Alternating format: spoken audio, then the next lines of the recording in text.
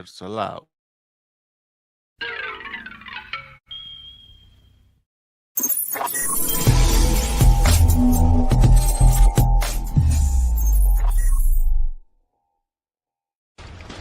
Hey, Jack. All right. You got this stuff? Yeah, all cleaned in oil. Oh, yeah. Beautiful. Beautiful. Let's get it on.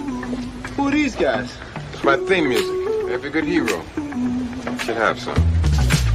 Hot damn, it's time to get down to the jam. It's time to get down, it's time to get down, it's time to get down to the jam.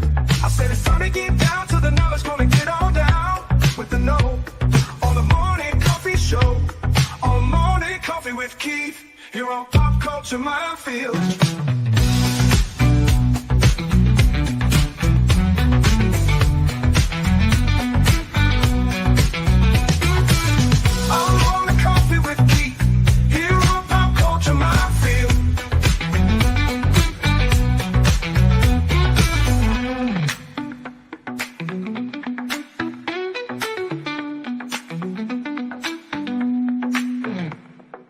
Excuse me, can I get a cup of coffee? Black? Can't you see we talking? White? Here we are. Hello, everybody. Well, it's always interesting to be talking to Martin and Ben before the show. And in a weird sort of way, it's my fault. It's my fault. What? It's my fault because we kind of had a mini show before the show. Anima's always on me about that, and she's right. But we were talking about the trials and tribulations of being a dad. The kind of, in certain cases, premature aging, hair loss, graying. I started losing my hair before I became a dad. Well, that's okay. The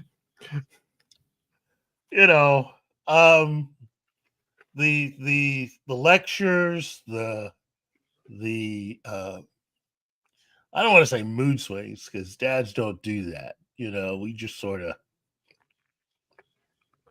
we are what we are.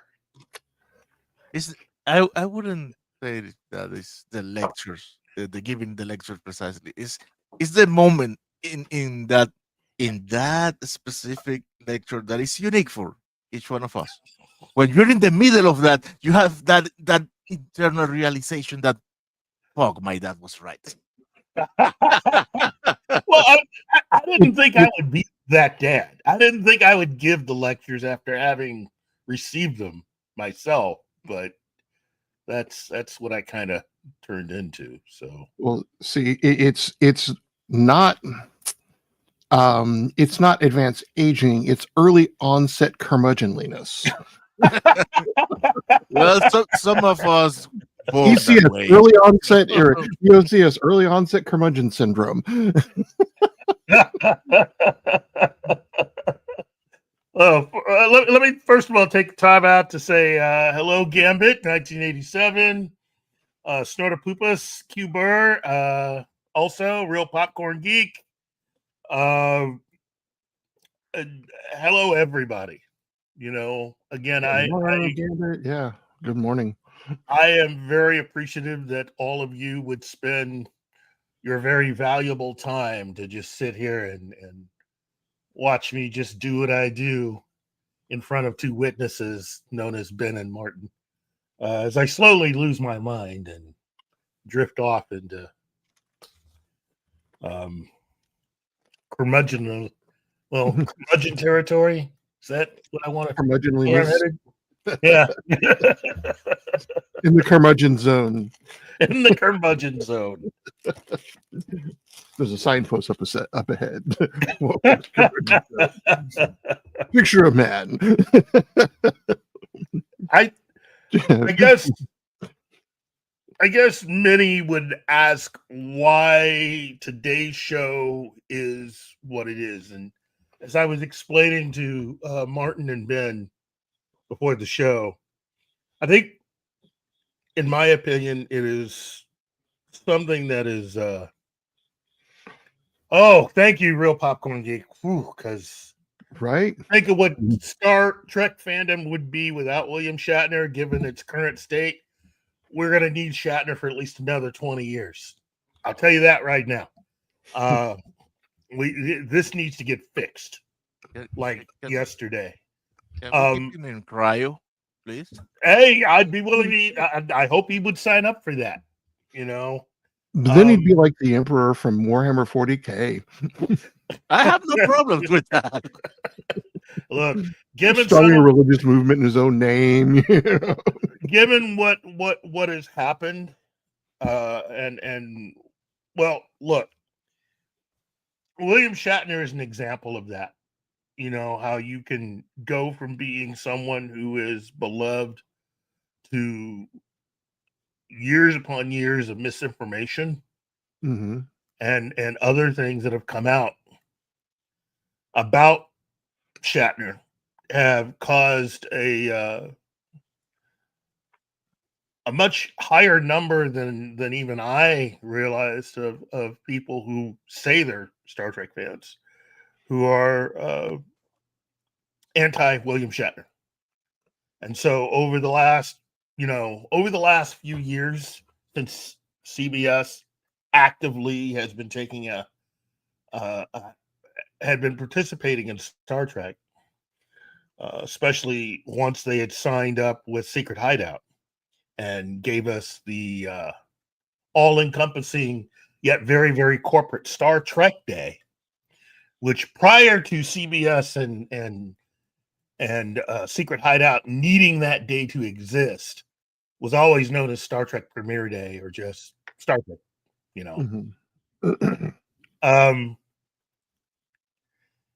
You've noticed that every single promotion that they put out for it rarely, if ever, even has anything related to William Shatner on it.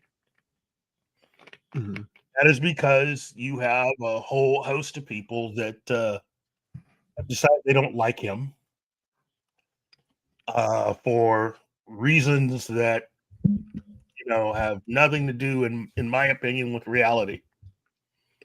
So, quick question on that: is that in Yeah. Hollywood or in fandom?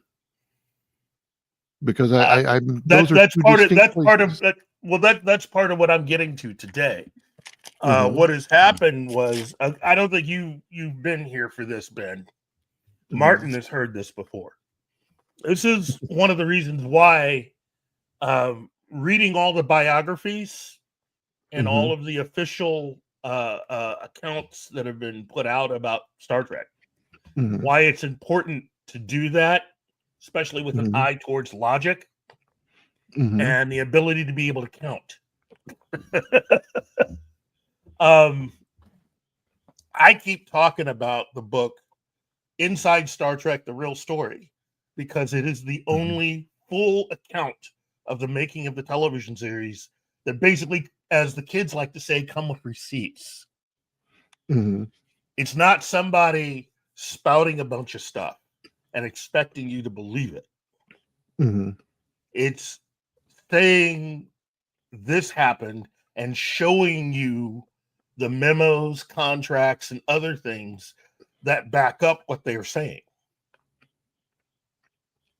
And that's something that and every cast member of the show has written their own biographies. Okay, they've either wrote it themselves or they co-wrote it or they had all of that stuff. Everybody's had an opportunity to comment. Okay, you want to know who had the least number of misremembered facts in their writings? I'm gonna say Shatner because that's where we started. Shatner definitely did. He had the least.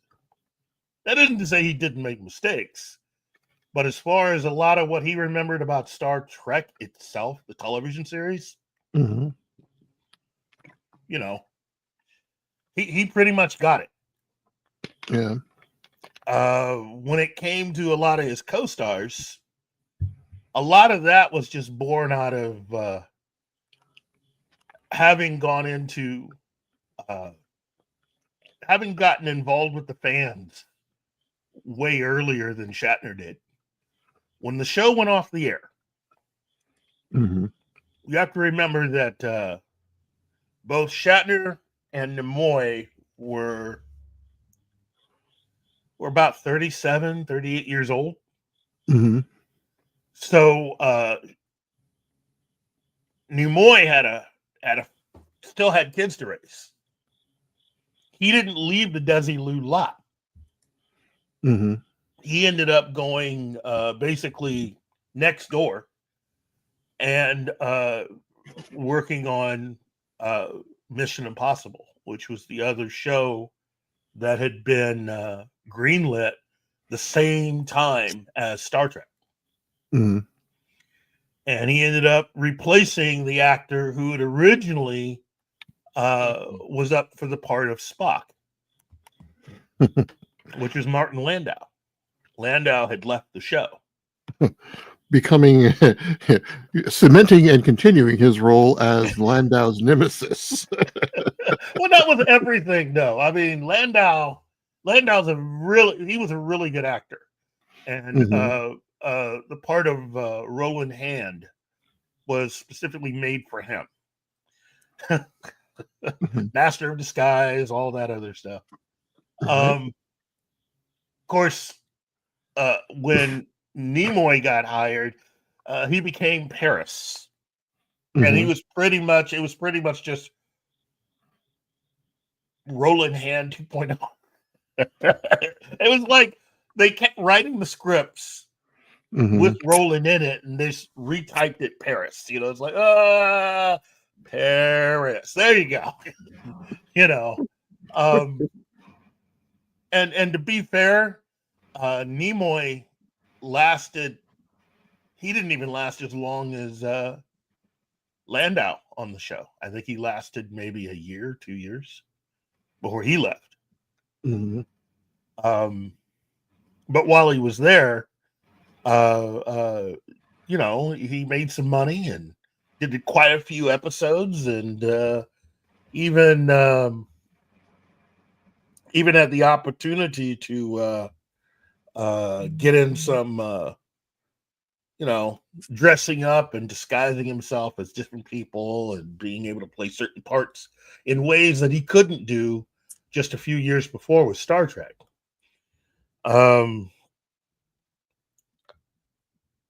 But to get back to overall about Star Trek and the validity of a lot of the biographies and Shatner and all that, a lot of the other actors ended up uh, doing these emerging Star Trek conventions. Okay. And so DeForest Kelley, who had he retired after uh, after the show went off the air, even though he would eventually he'd end up making appearances in various films. He had retired from acting, Mhm. which makes that whole scene in Star Trek: The Motion Picture That with was McCoy. It has a double meaning. that was Mhm. exactly what I was thinking of. So Yes, Just when I think it I'm out, you it drive me was back into real. it. That dialogue was real. and it's the same thing with James Doohan as Scotty in Star Trek Mhm. II: The Wrath of Khan. When you first see Scotty, when Admiral Kirk arrives on the Enterprise, and he's taking again a tour of the ship, and he's going down the line of all the officers, and he gets to Scotty. It's like, Mr. Scott, I heard you had you were under with weather. Well, it turns out that was also based on reality. It was written in there because James Doohan was coming back from having had a heart attack Mm. prior to shooting beginning, so he was in the hospital. You know, uh,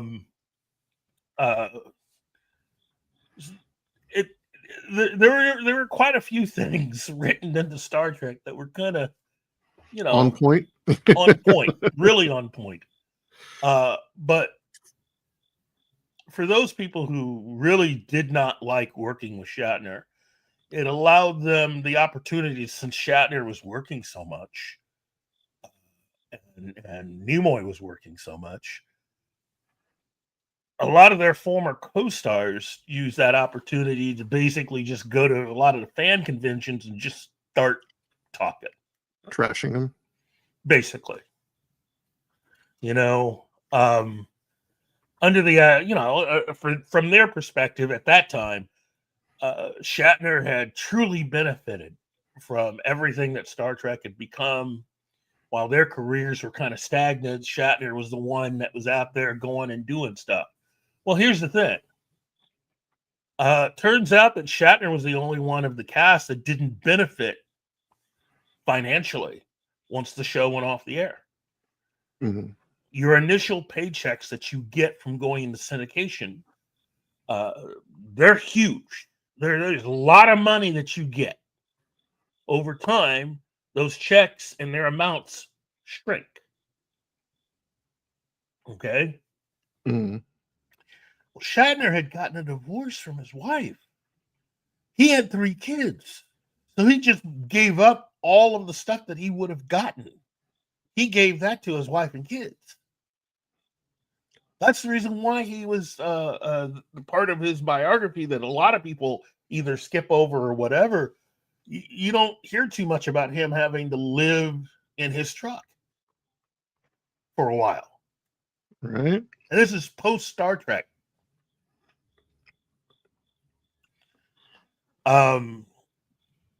Gary likes to talk about the time that Shatner went fishing.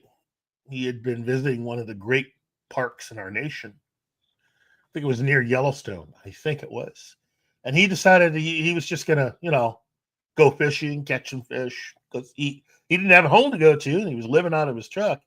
And there was a kid who saw him and recognized him. So Shatner's just like, don't tell anybody, but I'm on a secret mission away from the Enterprise, which is how he got the kid not to give away his secret. Right. And I think that happened sometime between 1969 and 1974, 73. Mm-hmm. And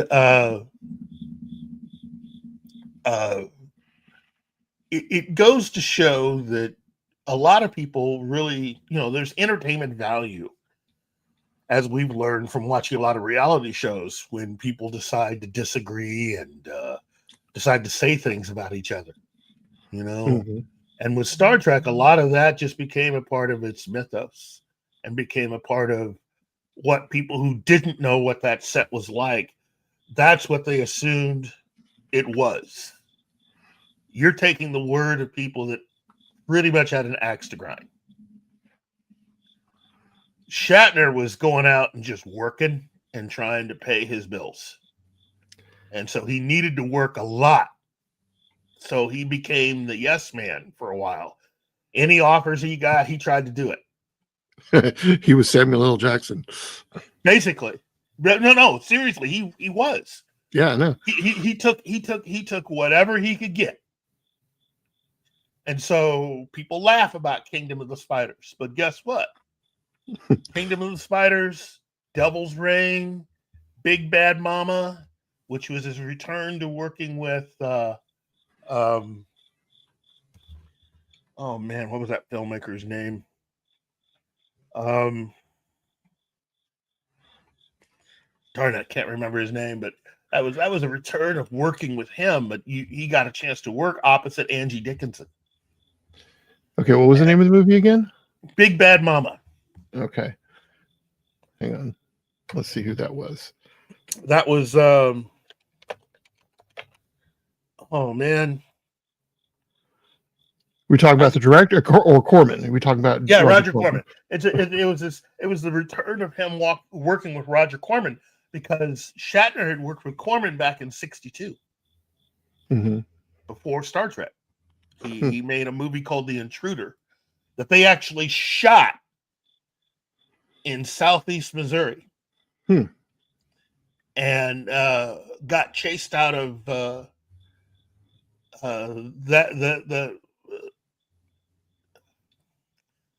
I'm the person that tries not to give away. I don't like give away spoilers, but big spoiler for towards the end of the movie, where there's this big chase scene where you chase the bad guy out of town.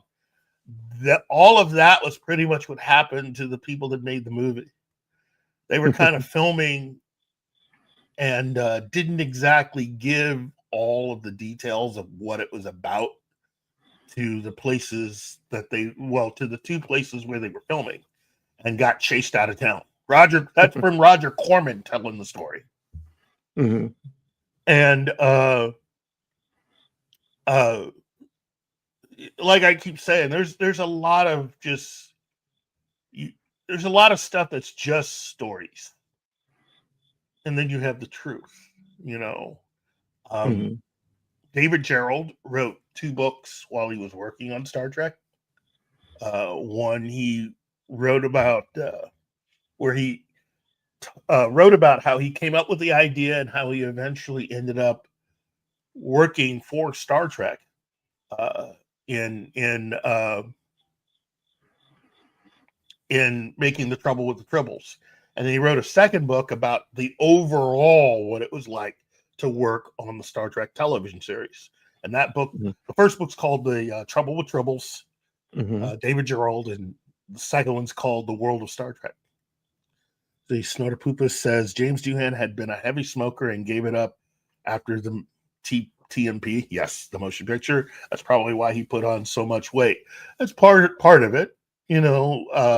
Both he and DeForest Kelley were the oldest members of the cast.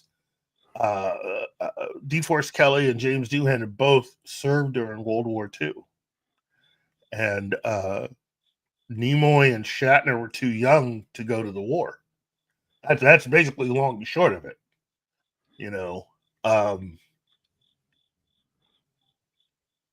Anyway, yeah, they're everybody's biographies.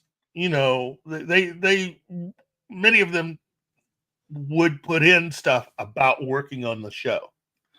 Shatner just decided to write 2 books about it. The first book about the television series and that period of his life at that point. And then he wrote a second book about the period of making the movies. And decided to go all in. And then he did something that a lot of people didn't expect him to do. For both books, he spent time with his former castmates, just interviewing them, talking to them one-on-one for both those books. And as he said, when putting both those books together, he didn't realize how many of them had felt about him for a long time. I mean, he had heard things and they had experiences on the sets, but he didn't really understand. Right. That healed many of his relationships, I think, with the exception of James Doohan. I think Doohan never really I don't think he ever really came to like Shatner in the end. Then again, Doohan was personally really good friends with Roddenberry. Doohan and his wife spent some personal time with Roddenberry and his first wife going into the production of the show originally. But the book Inside Star Trek is the book that every Star Trek fan should have. If you've ever had a question about what it was like on the show and how everything worked, and surprisingly, what the rest of Desilu was like behind the scenes, the business stuff, including with the lady herself, Lucille Ball, who, again, love her, but all these memes and stuff about her being the first lady of Star Trek is not true. It's not true. It's made up BS. Like I said, it helps if you can count and you can use a calendar and you have contracts and other things. Here's the big thing about Lucille Ball. For being someone that was so dedicated to Star Trek and loved it so much, why did she end up selling everything by the end of the first season? Her love of Star Trek wasn't enough to stop her from selling everything after the first season.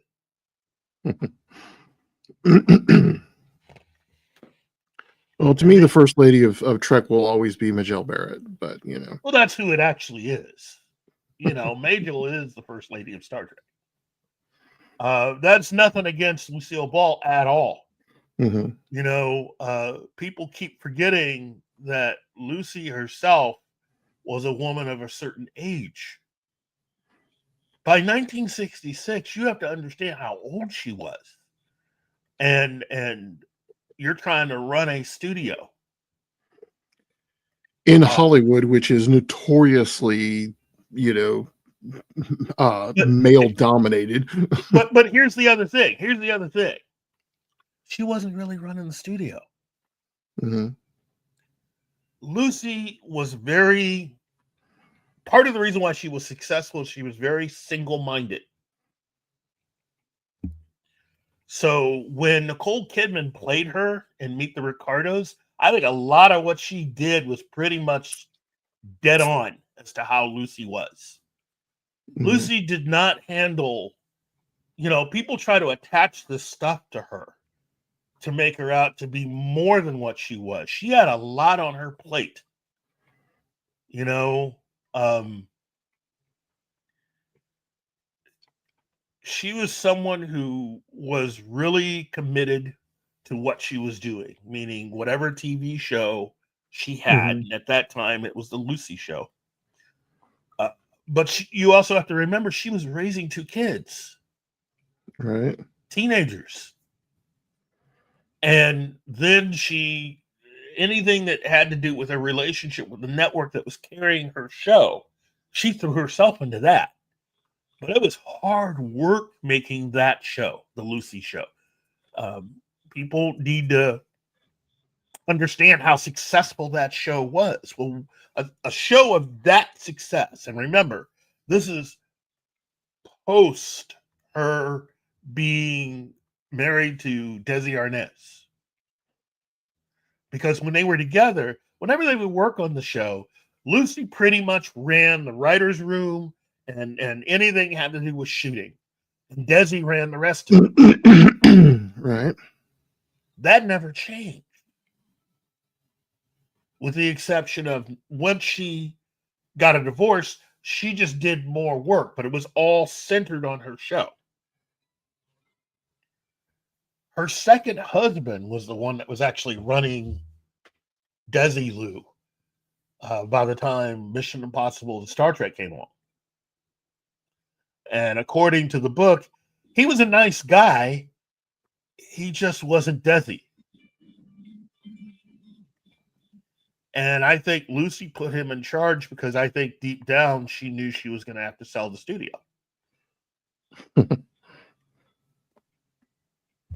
That's the long and short of it. You know, everything else is just stuff that has been made up and pushed forward in many respects as fact.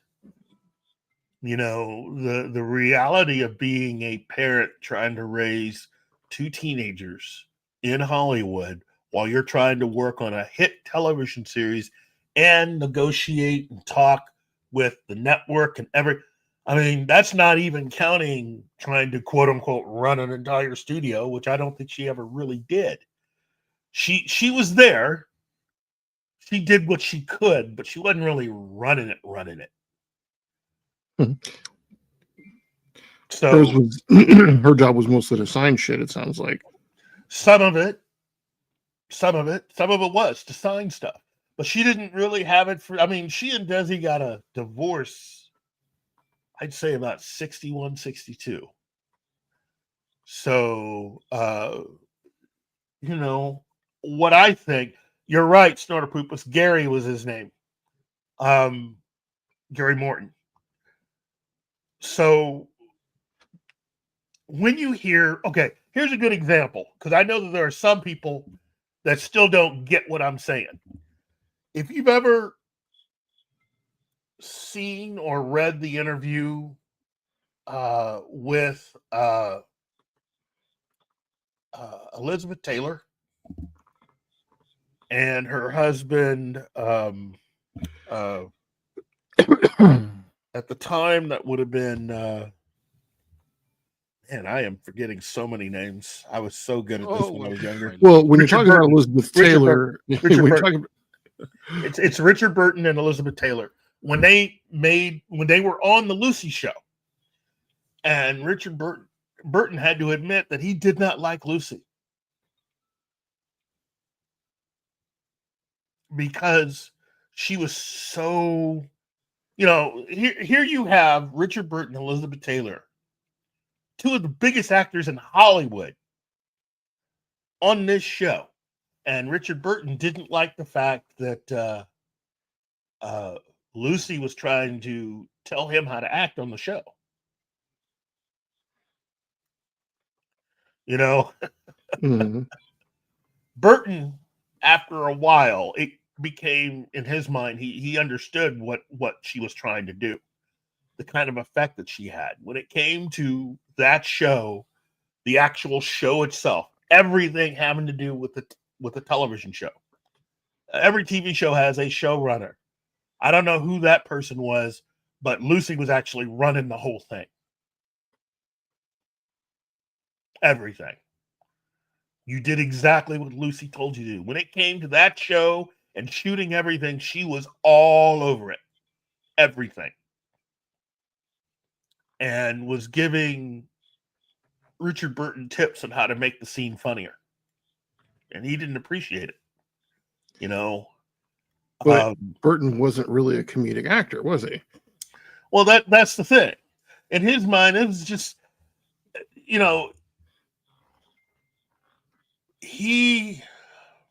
got to understand, just like we were saying the other day, you had film and you had television. And And never the twain shall meet. up to that point, Lucy was just more of a television personality. Yeah, she had made some movies, but she wasn't really a movie star. Mm-hmm. Okay? Burton and Taylor were movie stars. They were about as big could be. Okay? And here she was with Richard Burton, giving him tips. Of course, eventually he eventually saw what she was trying to do. He understood it. And after seeing her work just during the period of time that he was there, he understood how hard she worked. From what he described, that's not someone who's running a studio. She spent enough time just running that show. Mm-hmm. Okay? And that's the reason why I say a lot of the stuff that you hear about Lucy when people say certain things, it's really coming from people who know nothing about how television shows work or how time consuming it is, let alone running a studio.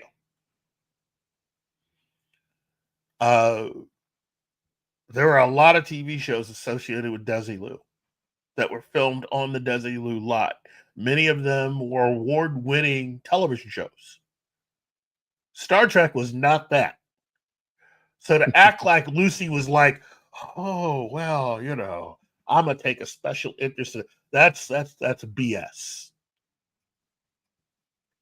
That's looking back and coloring in things and making connections where there weren't any connections.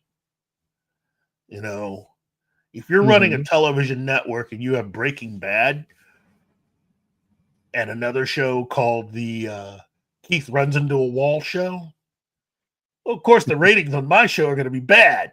Nobody's really going to be watching it that much. You know, Star Trek basically was headed to be canceled after the first season. Lucy was in the middle of negotiating and everything else during that first season with CBS. She was worried if there was actually going to be, you know, a life for her show. She lived for making that TV show. She cared more about that show than she actually did the running of her studio. That's the reason why she sold it. I can live without this shit. Because she wasn't running anything else. And it's just like, you know, she didn't care if it allowed her to just continue to do her show and it didn't disrupt her relationship with the network that carried it. She pretty much was all for it. And that's exactly what happened. So it makes no sense for people to come along and keep saying that Lucy was, she really understood what Star Trek was about and was doing all this stuff. You know, they make it sound like she was there trying to write episodes with Roddenberry. And it's just like, no. You know? Well, it sounds like she saw potential in it and just said, okay, yeah, we'll go ahead and do this. And then, you know, that was it. She saw enough potential for it to be something that was going to be pitched to allow to make money for the studio.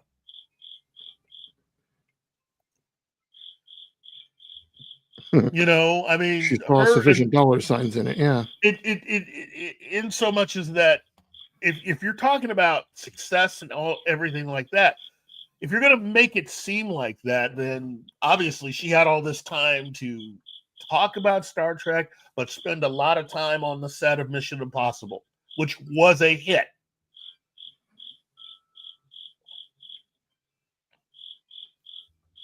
You know? Mm-hmm. She wasn't a science fiction fan. And as the book Inside Star Trek put it out there, she didn't really know what Star Trek was. She had no idea. Okay? She had met Roddenberry. He thought he was an interesting guy. He seemed to be very passionate about this thing that he was trying to do. And that's fine. And I think the same thing that she thought about Bruce Geller. He seems to be this guy that's very passionate about this TV show that he wants to do. For those of you not up on things, Bruce Geller is the guy that actually created Mission Impossible.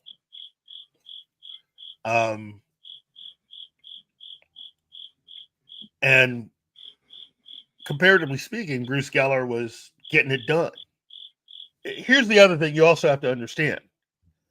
Lucy isn't going to be spending very much time with Star Trek because Star Trek was getting killed by Lost in Space.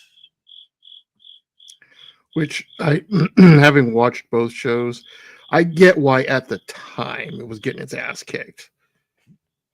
But by comparison, oh, geez. Yeah, after the fact. But then again, it's part of what I was trying to say about the state of fandom and Hollywood and all of that. The way the entertainment industry and Hollywood in particular act, they've never really gotten into science fiction. For them, they do what I like to call sci-fi. Okay? The pop itchiness of what they do. It's the reason why so many science fiction films or sci-fi films have the same basic formula that they did for years and years and years in a lot of the B movies and a lot of the TV shows prior to Star Trek. Lost in Space has all of it. All of the different tropes are built into that show. Robots, aliens,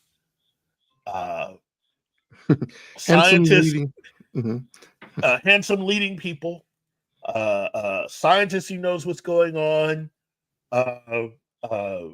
evil scientist.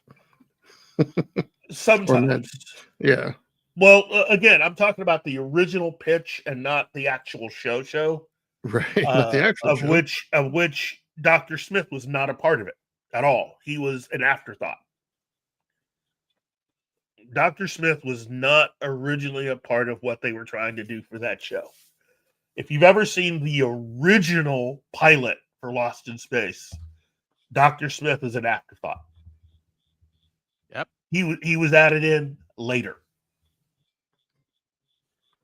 Kind of like what they did, like with the like I say, like every place. It's what they did with Star Trek with the cage and turning it into a 2-part episode by using the footage from the original pilot that they had shot. So what they did with Smith is that they filmed new scenes and edited Smith into it. They edited him into the show.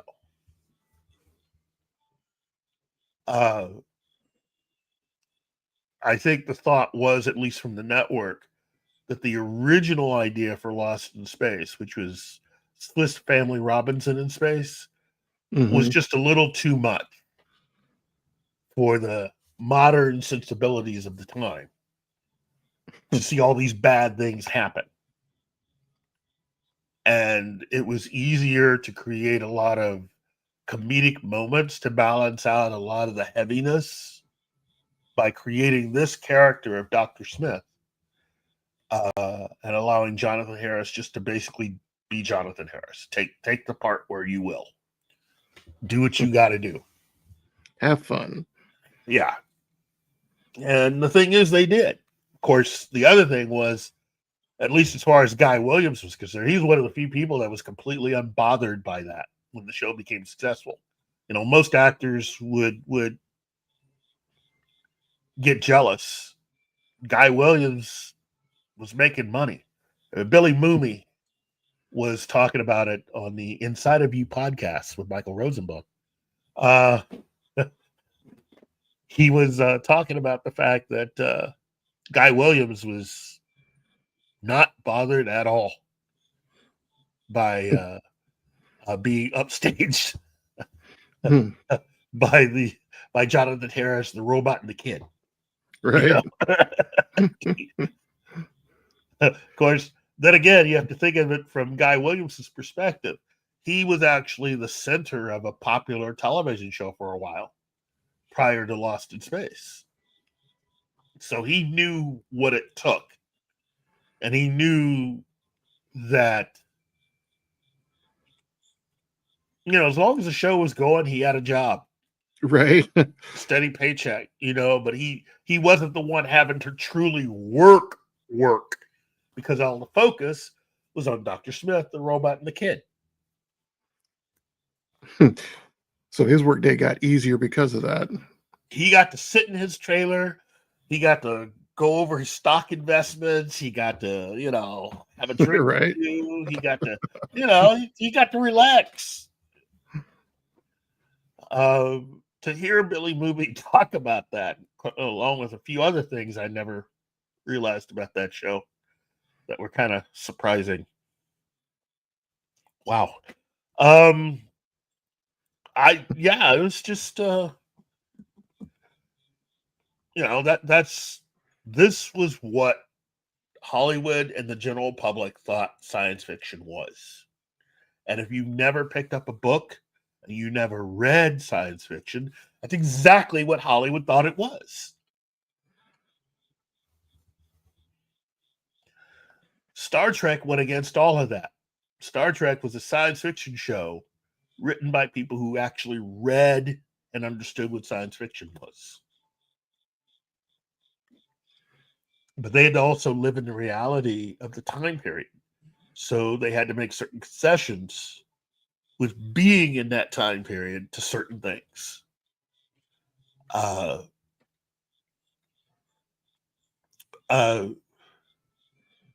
That's ironically part of the reason why Star Trek is failing right now. And I know there are people out there that are fans of what I lovingly like to call K-Trek. But the reality is this. For those of you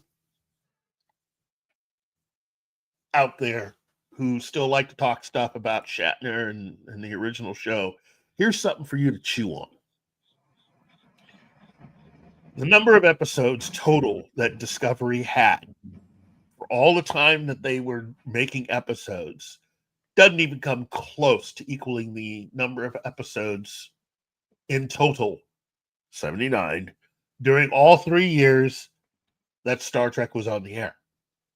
Okay? In fact,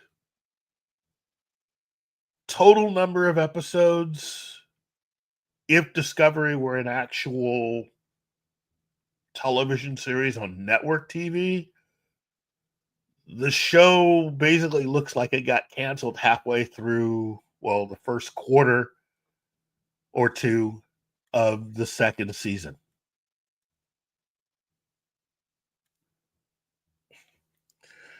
Or to put it in terms that a lot of you who like to stream need to understand, you're talking, 79 episodes. So on average, Discovery was doing about 10 episodes a season. Do the math on that, kids. Every 10 episodes, give or take, is a season.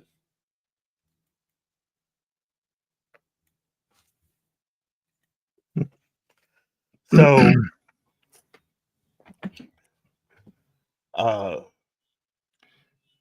you're looking at at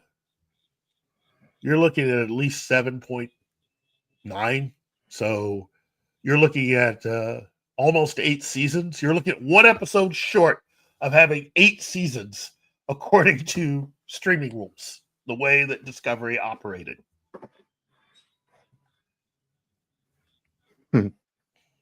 Star Trek, everybody. Which would have been That's successful.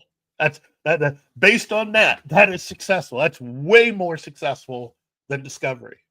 It's way more successful than even Strange New Worlds or any of the other Star Trek programs under K-Trek. Just is.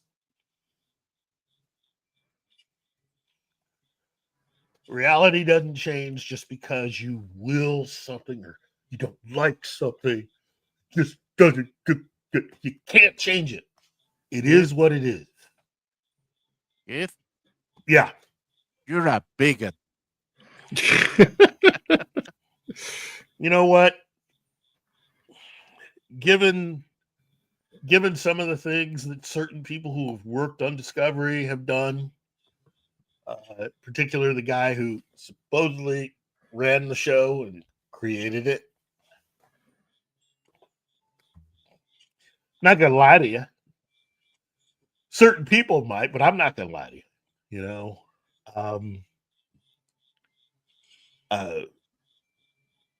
K-Trek has problems, but the thing is that K-Trek, both Discovery and Strange New Worlds. Well, I'll call it what I call it. It's just certain fans don't like it what I call it, but it's the name they chose. When STD and Strange New Worlds, STD and STN. yeah, both of them are way, way, way more expensive per episode than Star Trek was. In fact, they are way more expensive than any other Star Trek television series. See, that's evidence that it's better. I can't. If it costs more, it's better. That gets me close to getting into political bullshit. Okay. Storta Poopas, he says one of Desilu's big shows was The Untouchables. You're right. But I call it the Emmy-winning Untouchables because it did a lot. In fact, one of the people that got an Emmy nomination for guest starring in a very well-written episode of The Untouchables was a young actress by the name of Elizabeth Montgomery.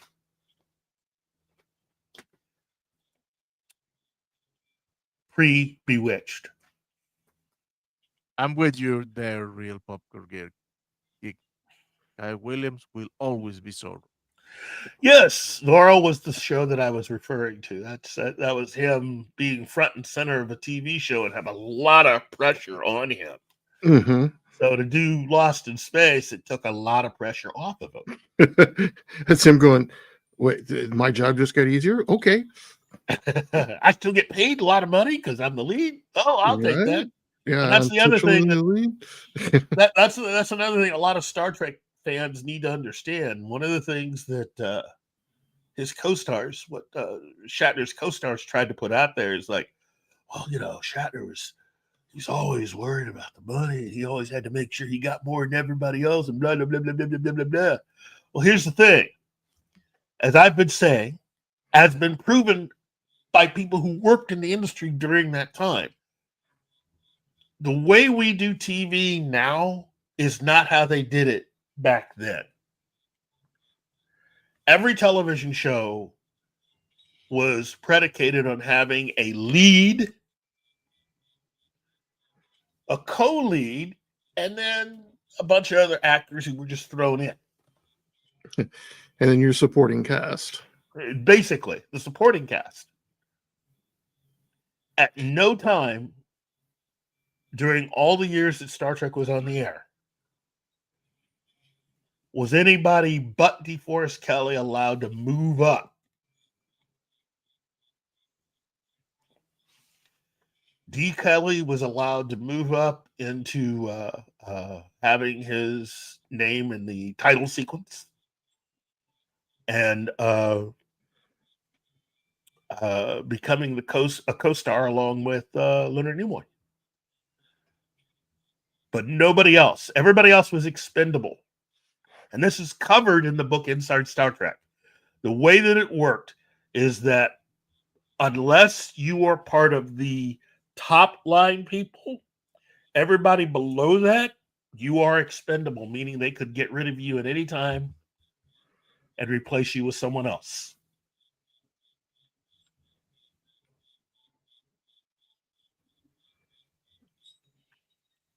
Rather than speak ill of DeForest Kelley, who was allowed to move up, or the fact that Nimoy was smart enough to look at what was going on and go, hey, I want my contract to reflect the fact that by whatever percentage Shatner's pay goes up, it's the same percentage my pay goes up. Smart. That's very smart. Very smart. That was something that was eventually turned into, well, Shatner was just too much of a diva. Oh, they had a diva on the show, but it wasn't really Shatner. There was somebody who,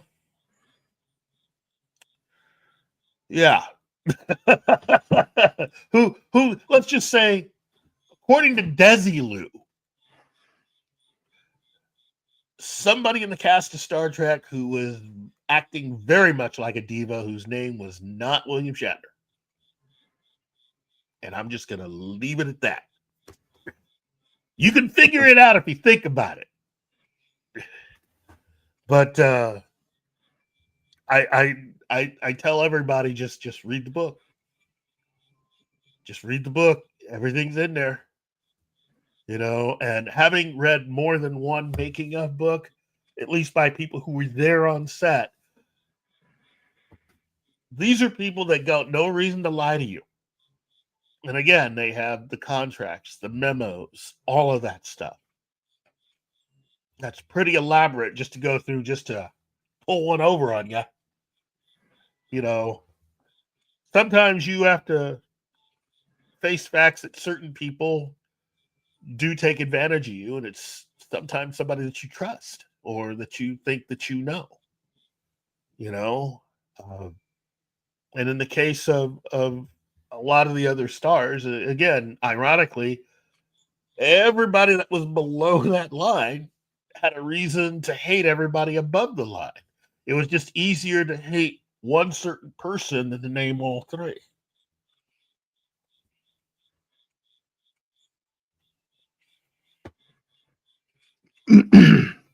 And when you really think about it, the only person who was universally loved by everybody that worked on the show, you could tell from the biography, there was only one person who got everybody's love and respect. Everybody. Can you figure out who that is? I'm gonna let you. I'm gonna let you tell us. Well, it's easy to guess.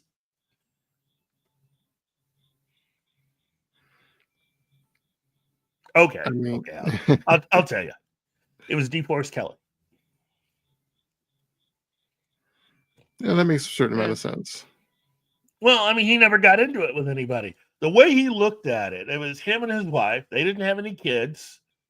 And in certain respects, doing all this Star Trek stuff, going to conventions. I mean, they met so many young people. D was just a really, really nice guy, really great, nice gentleman. I don't think D knew any of the things that were going on with the show. Some of that's covered in other books that I will leave you to try to. But let's just say certain things that have been revealed about the making of that show, certain other people knew about, they had to have known, or are accused of participating in certain things. And rumors, allegedly. But it has been Alleged written rumors. about it. There have been things written. And surprisingly, none of this has anything to do with Shatner other than the fact that Shatner loved, and this gets us back around to what we were starting with. Shatner loved dad jokes. He loved puns. And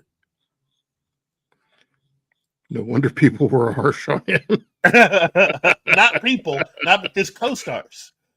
Mm-hmm. He loved hanging out with the crew. He loved hanging out with the crew of the show. And the crew loved him. The crew of the show, if you were to ask the people that were making Star Trek who their favorite person was, it was Shatner. Because supposedly, he was the only one that actually acknowledged their existence.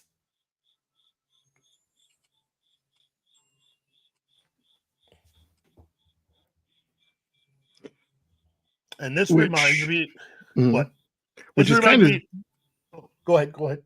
Which is kind of sad when you look at the, that without your crew, you got nothing. You got no sets, you got no anything. Yeah. This is very reminiscent of another actor who I remember when I was growing up and reading stuff behind the scenes. They did the same exact thing.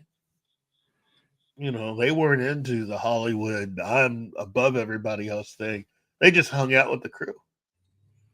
All right. And that was Harrison Ford during the making of the original Star Wars trilogy of movies. He hung out with the crew. Well, at the time, he started off as a carpenter. Before that, he had to become a carpenter. Remember, he started off as an actor.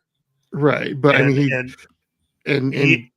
had bills and he had kids and he needed to make money. And so he had to go to the library and get all these books and things and teach himself carpentry in order to make money. And, but when he made it, he never forgot that. He just spent time with the crew. He just loved doing it. Yeah, and I think that's the important part is that he had been a carpenter. So he remembered what that was like. Yeah.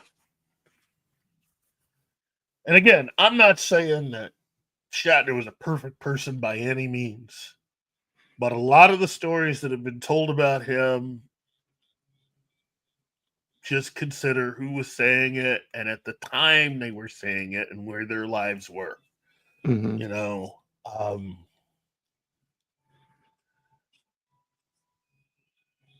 you know, I just think that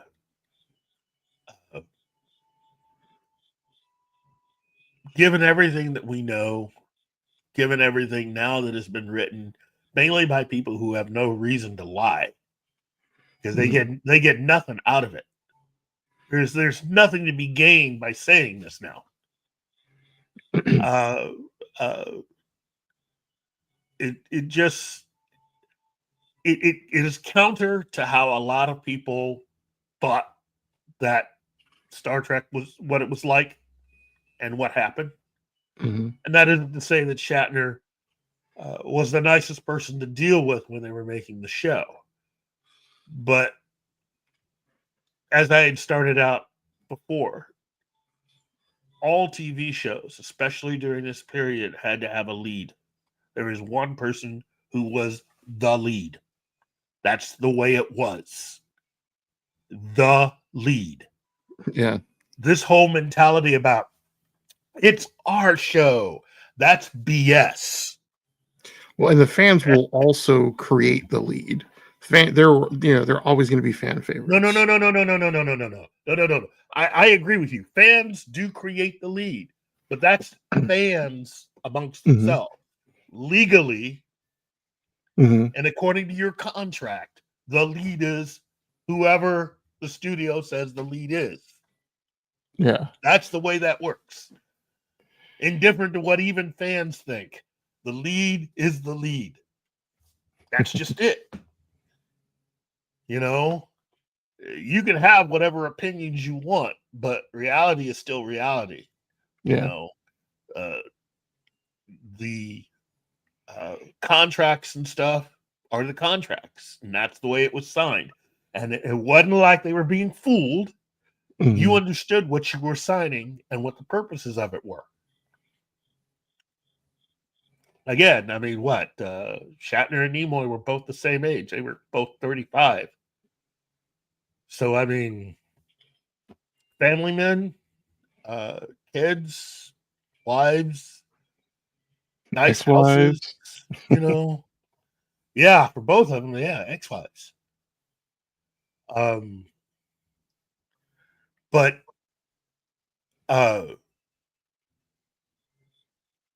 you know, this gets me to the overall look at fandom and where we are now. The entertainment industry has changed. Oh yeah, James Caserta, Michael T. Weiss from Pretender would have made an awesome captain. Yeah, I agree. Yeah. I've always liked him as an actor. Real popcorn geek, Tom Welling was the lead on Smallville, but he was a guest star in his own show for at least one episode. Well, now, wait. All of that stuff with the lead actor and everything, all that changed. Okay, the unions and others changed everything by the 1970s. Okay, but you're talking a TV show that was actually from the mid 60s, so it was still under that way of doing things. It's kind of like they ended up changing how they calculated the ratings for television shows just after Star Trek was canceled. If you used the way that they eventually started calculating ratings for television shows, meaning the 1969 to 70 seasons, 1970 to 71, during those periods, if you use the new system, Star Trek actually did way better in the ratings. Way better. NBC wouldn't have canceled it.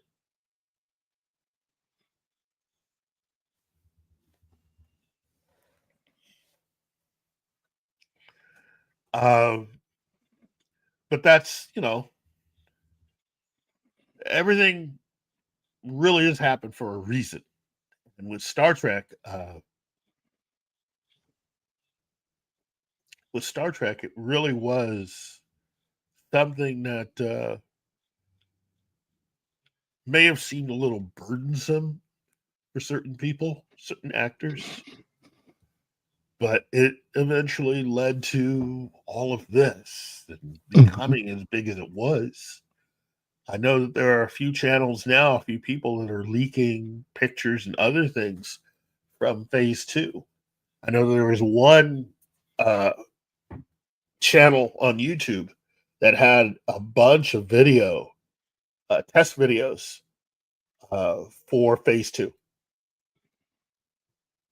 the sequel television series for Star Trek. People get a little bent out of shape because they were using the costumes from the 60s series. Mhm. You had people say, "Oh, that looks too much like the other show. It was nothing more than it." It's like these were just what they were using to test everybody in. This You is a know, test. This is only a test. yeah, this was not going to be how they were going to look for the show. Right? If this were the real show, we would hire actual costume designers, or we would underpay costume designers. It's just yeah, it there's a lot going on, but I often will say this: uh,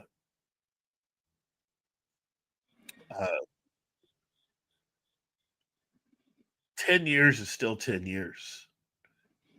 You know, having a show that had went off the air and was off the air for 10 years, only to have a movie show up and be out in theaters 10 years to almost the year and day that it was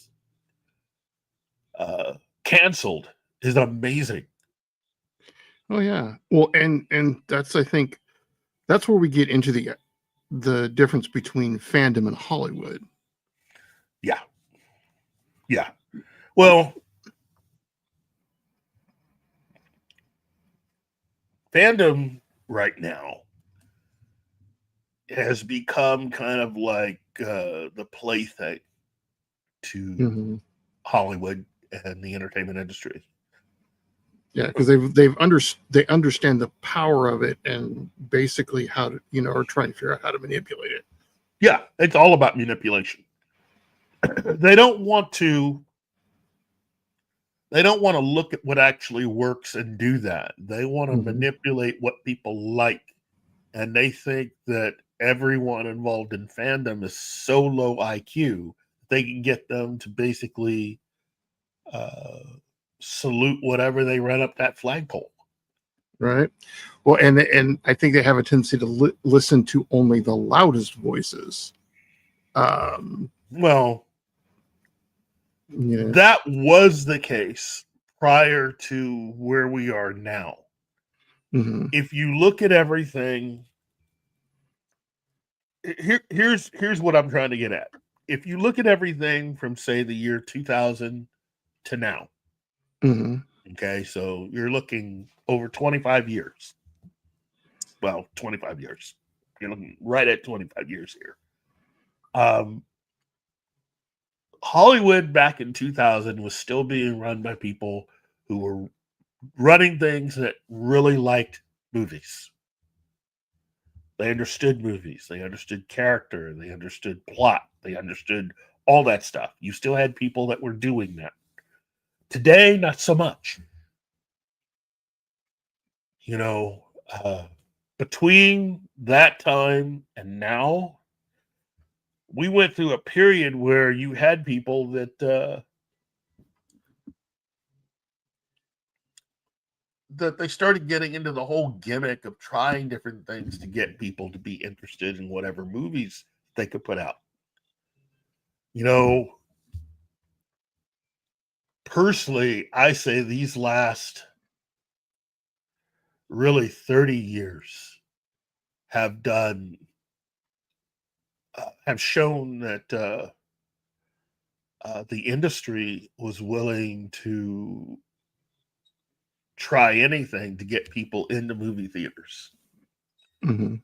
There have been a lot of just adaptations of old TV shows I mean, you go from say 1990 to now.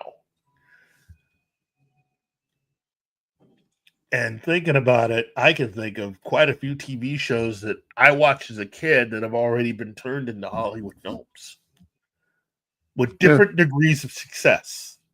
I can't sit here and Dukes of say that every Hazzard comes single to one of mind. them. Yeah, well, I mean, they're the obvious ones, but then there are the ones that aren't so obvious. There are ones that have slipped by people who didn't even realize it was a television series. You know, Right. that they All too were many of watching. those. But I mean, you look at say we've already had Beverly Hillbillies. Yeah. We've had Bewitched. We've had The Fugitive, which won an Academy Award.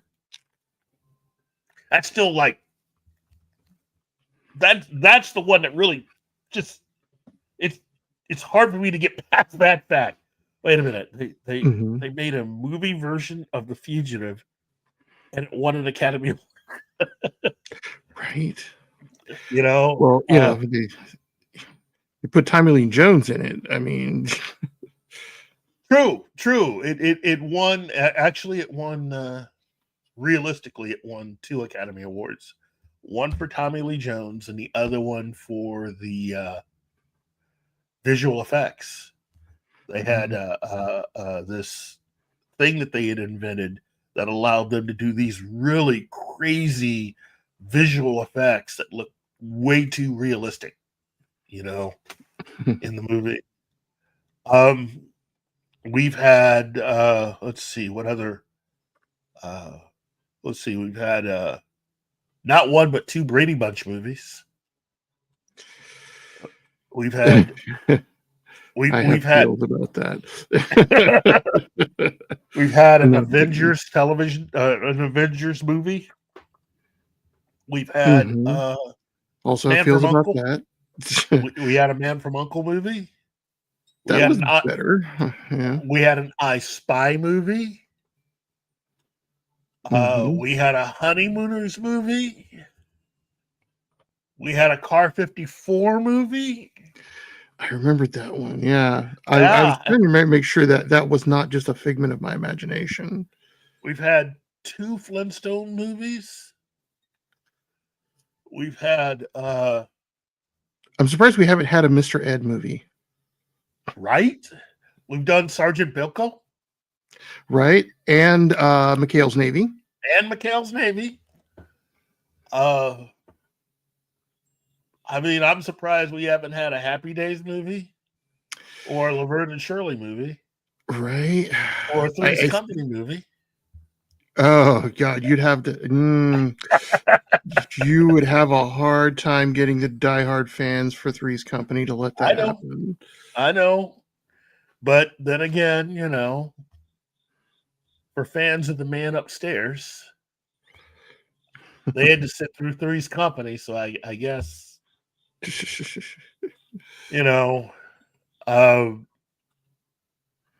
but yeah, there have been quite a few more than looking back on it and just off the top of my head, I cringe a little bit because it's like, wow, that's a lot. That is a lot. And my question to all of you is, what was the biggest disappointment out of all of that? Because I know what I would pick. The biggest disappointment would have to be Bewitched. They had the perfect cast, but it's an example of the creative angle that the producers went with, and that script killed that film. Cast-wise, you had the perfect cast. You had the perfect cast. Yeah, they did have a terrific cast for that, but they did definitely waste that whole story. Yeah. I mean, Shirley MacLaine as Endora. She looks like her. Right? Well, and it was definitely a missed opportunity. Yeah, big time. We had a Maverick movie. I think we have more. Yeah, just the one. Yeah, just and the one. yeah, and Mel Gibson did make a good Maverick. Yeah, he did.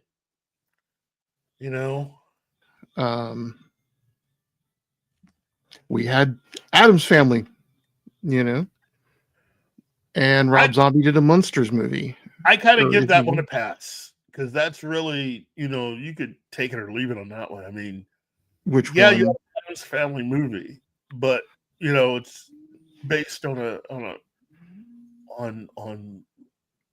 the work of Charles Addams. Right, but there was an Addams Family series. Mm-hmm. I mean, that's like saying Christopher Reeve's Superman movie. It's an adaptation of The Adventures of Superman.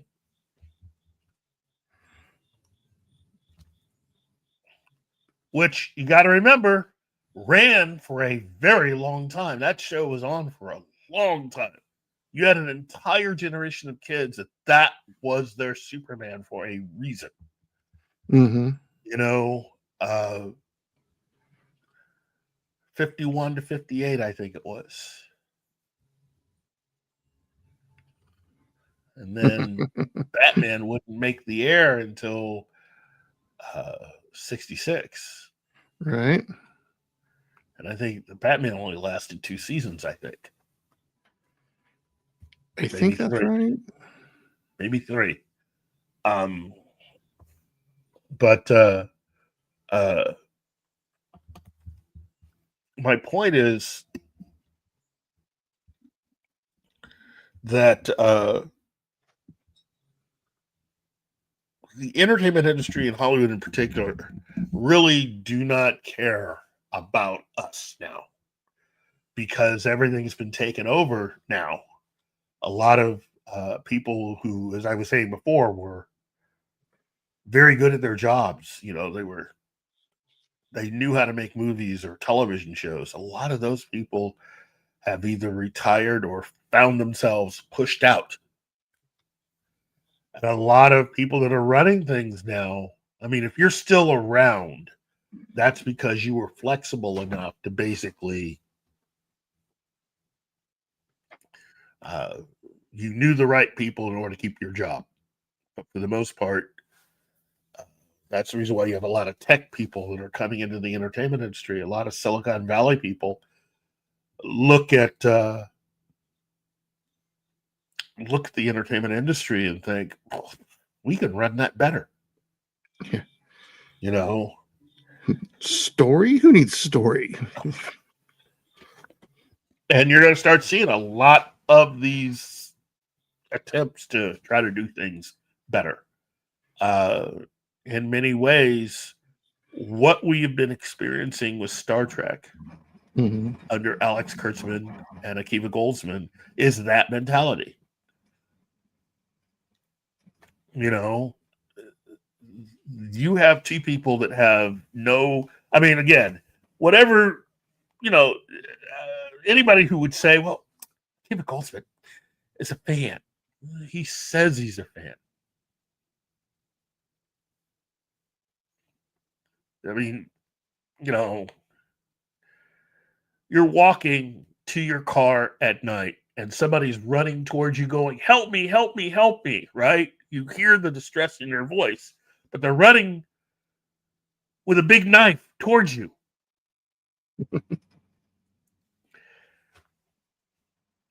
That's what Star Trek has been like. Right. You got a big butcher knife and they're running right towards you. You can, as they get closer, you see that there's actually blood on it. And they're saying, help me, help me, help me. What do you do? On the one hand, it's like, do I know you? You're kind of stunned, for a moment. You don't know what to do. But that's really what it has been like. And James Caserta, you're right. I forgot about that. Wild Wild West. That's also a movie. The movie didn't do so hot. Well, and and the thing that I think that we've always seen, in fandom is that at the end of the day, a lot of times it's the fans who have to save the shows. Yeah, well, that is the You know, thing. We're expected to be the consumers. You're trying to make something to get up. Basically, you're wanting to sell us about your stuff. You need customers. You need people to buy things. You own a mhm, lot of different companies and a lot of different things. You have deals with others. You need to make something to put it out there for people to obsess about, to be fans of, to help create other content. And now that we've mixed in streaming into all of this, uh, they have this need, desperate need to have to create something and to get us to buy into it quickly. Personally, I still think it was a dumb idea to try to quickly get us out of physical media. Uh,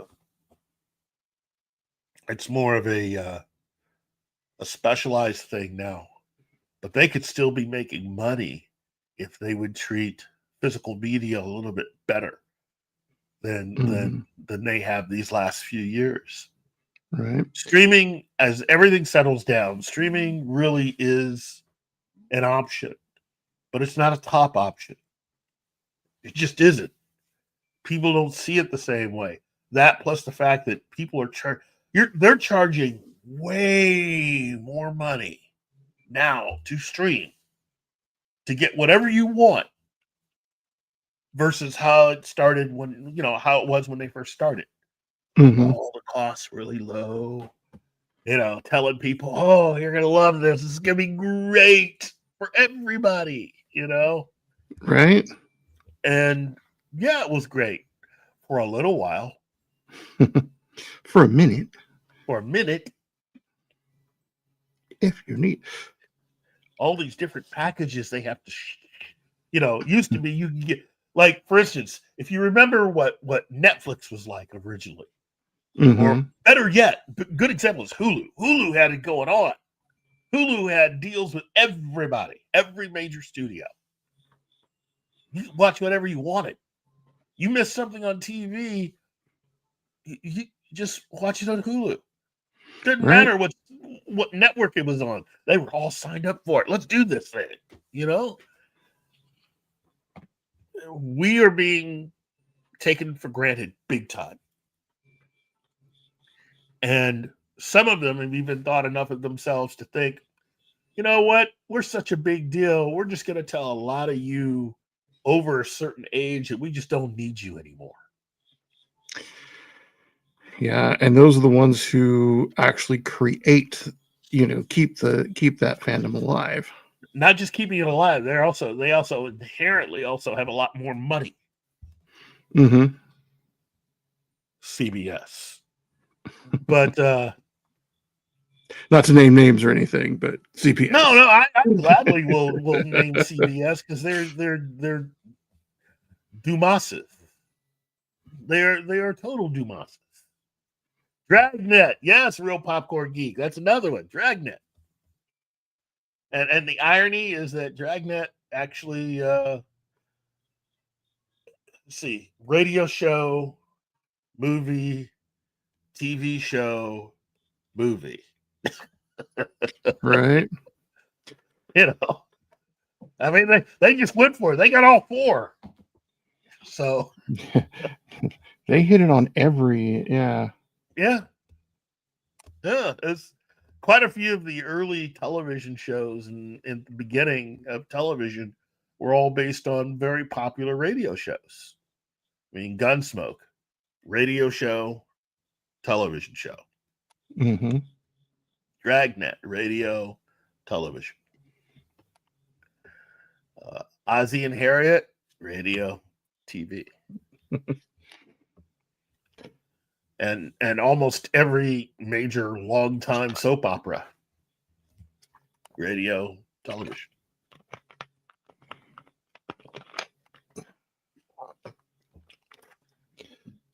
But hold on. Inspector Gadget, yes. Let's see, what'd be another one? Land of the Lost. Yeah.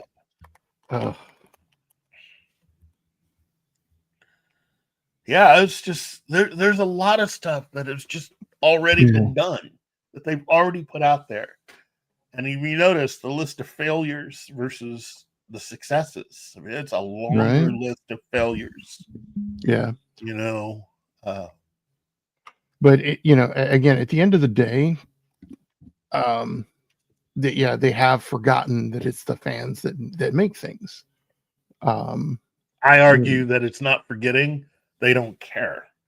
They think that they got your number. They think that you need us more than we need you. Right? Yeah, you keep telling yourself that.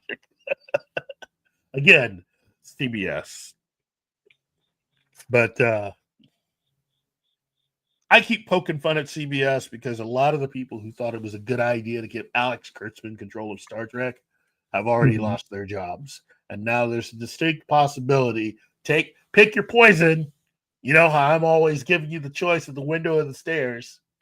If Paramount ends up buying Warner Brothers, I'll tell CBS, you got your pick. Your window is David Zaslav. Based on the update that I've gotten, your stairs, that's Larry Ellison, David's dad. Take your pick. And understand, David Zaslav is a business guy. So when he says he has no F's to give, that's based on having looked over everything and realized that a lot of you guys don't deserve to have jobs anymore. Larry Ellison's in his 80s, so he really doesn't give any F's. And he's a billionaire. He's one of the richest people on this planet. I mean, he really doesn't care. So, CBS, everybody. So one way or another, you're going to get fixed. Right. And that's if Paramount ends up buying Warner Brothers. Understand, the way it is right now, if that doesn't happen, that just means that a lot of you are going to be dealing with Larry Ellison. The choice will be made for you. It's either death or death by Ruru. In this case, death by Larry Ellison. So you take your picks. Death or death by Larry Ellison. A lot of them will choose death. And so it'll be decreed. David will say, that's fine. I grant you death by Larry Ellison.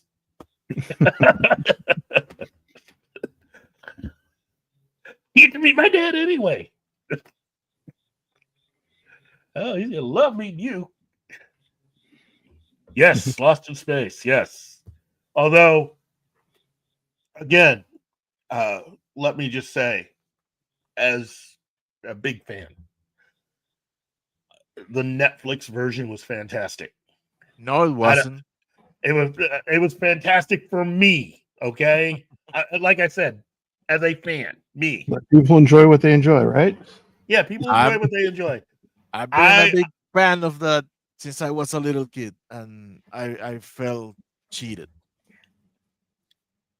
I thought it looks awesome. I give you that. It looks awesome, and the acting was on point. Oh my God, was on point. They look for some heavy hitters to act. The writing and the dialogue.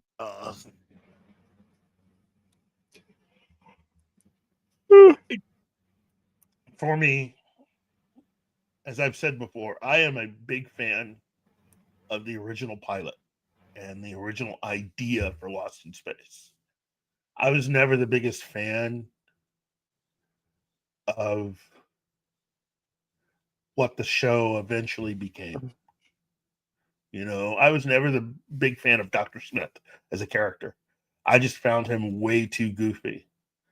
My response to him on that show is the same as the creator of Johnny Quest to his reaction to Bandit when Hanna-Barbera decided to give a dog, a cartoon dog. You know, his whole thing was like, that ruins what I'm doing. You know, I didn't want to give any pet there. You know, I wanted to focus on the people. But such is life and the way things go. And for me, I could have take it or leave it when it comes to the character of Smith.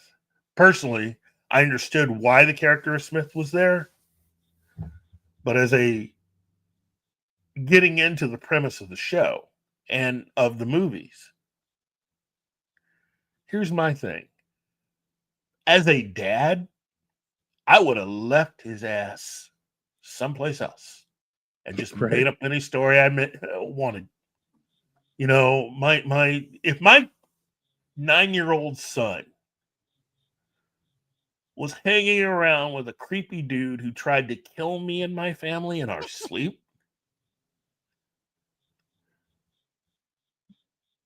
oh no, son, Dr. Smith fell. Right.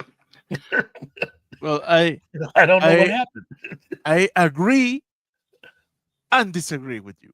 I agree in yes, I agree on the part that Smith was really best at the beginning of the series when he was more evil than a clown.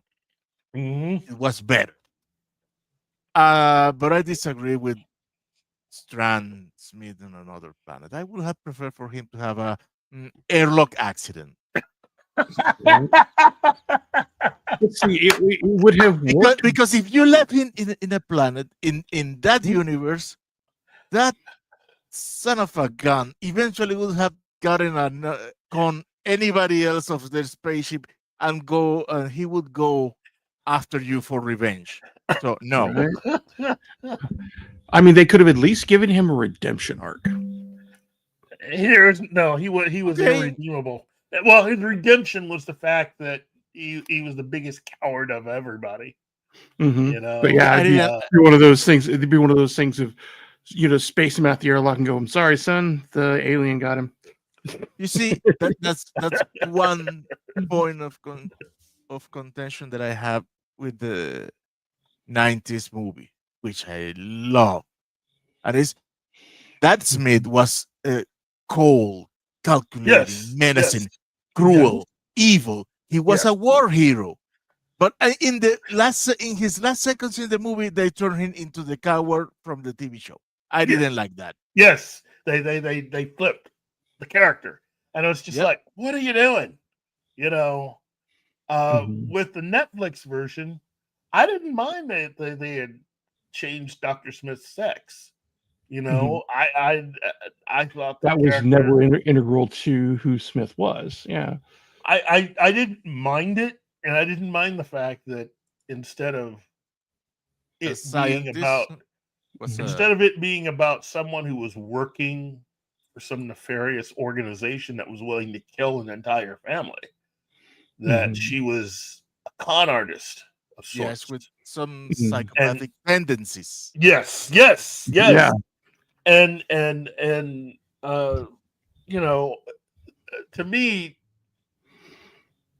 that left room for character growth and change in that instance, because really, what is really, to me, I remember being in college and it just sort of hitting me that what benefit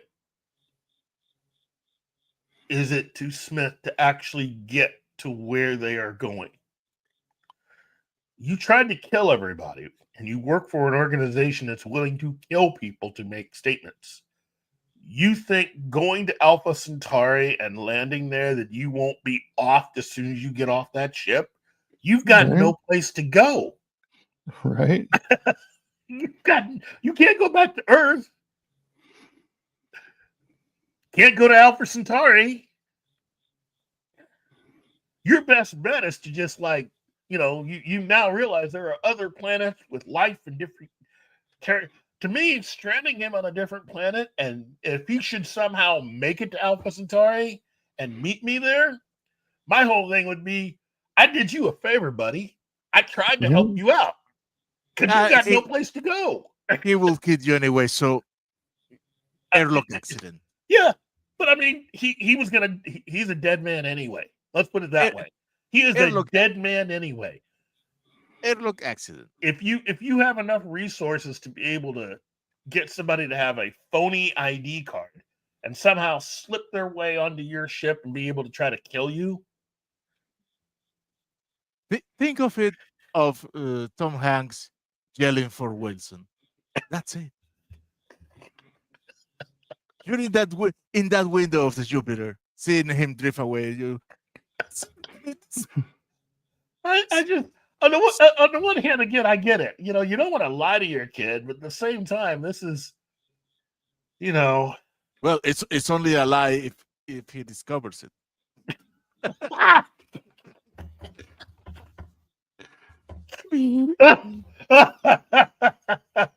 Well, it's here's the thing. In terms of that, you also have to consider the audience. Yeah. And as a storyteller, I'm going to tell you, if it's always a lie that you have to continue to tell the audience. Well, you can write the scene so it occurs. The accident is off camera, and the whole thing is ambiguous. You know how I would do it? It would be a confrontation, basically, where the main goes, you tried to kill my entire family and my kid. I am not going to kill you, but you know what? I'm not going to lift a finger to save you either. Oh, you went the Batman route. Oh, absolutely. That's hypocrisy. You know what? No. The robot should have done it, acting by pure logic. I have a sense that you are a threat to everyone here. So bye. Yes, that I can see the robot doing. I can see robot going, danger, Will Robinson, Zorch. Well, also, who was the only other person who really never warmed up to Smith? It was the military guy. Yeah, it was Don. Don, yeah. Yeah, it was just like, I don't like you. I mean, we got to survive, but I don't like you. Right. Going back to the Netflix series, I did appreciate so much that the real in that show, the real Dr. Smith was in fact Billy Mummy. Yes, I did enjoy that. I really, that was a great cameo, and it kind of sort of made up for him not being in the movie. Yeah. I thought he was in the movie. No, he wasn't. He was originally supposed to be in the movie, but he wasn't. Huh. Both he and Jonathan Harris were not in the 90s movie. They were not in the film at all. And Jonathan Harris just said no. His part was going to be easy. He would have had the easiest, but the most brutal cameo. He was going to be the leader of the sedition, if I recall. Yeah, he was going to be the one. He was the one, the hologram. He was going to be the one to tell Dr. Smith, "Hey, guess what? we have no need of you anymore." That was going to be his part, and he had somehow gotten it into his head that it just wasn't good enough, and I didn't want to be in it, And Billy Mooney was really going to be the only one. In fact, he, to be honest, That was not a cameo. He was actually going to be a part of the film. Is really what Billy Mooney's part was. Mm-hmm. He was going to be a part of the movie. Would you want to know what his role was? I can tell you what it was. Yeah. Of course. Okay. Especially Martin, because you're a big fan of the movie. Billy Mooney's part was going to be the older version of Will. That's what that's what I thought. He would have been the older version of Will. But they were gonna, if he had been in the movie, they were gonna give him a much bigger part in the film. So he was actually gonna have a much bigger role in the film. And what happened? You'd have to ask Billy Mooney. I don't know. Oh, he declined?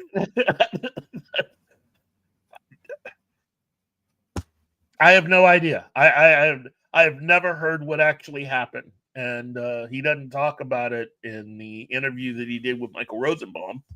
So you'd have to go to a convention and ask Billy Mooney, hey, what happened?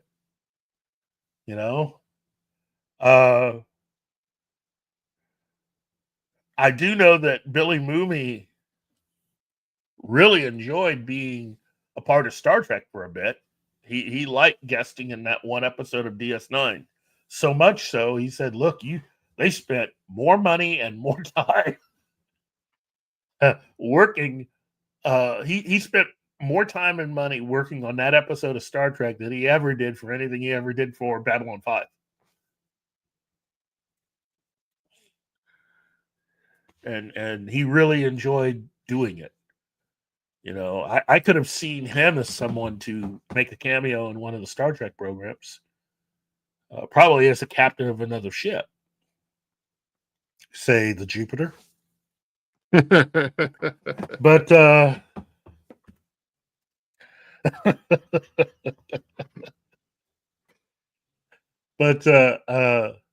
again, you're never going to get something like that with the current stewards of Star Trek, such as they have been since 2017.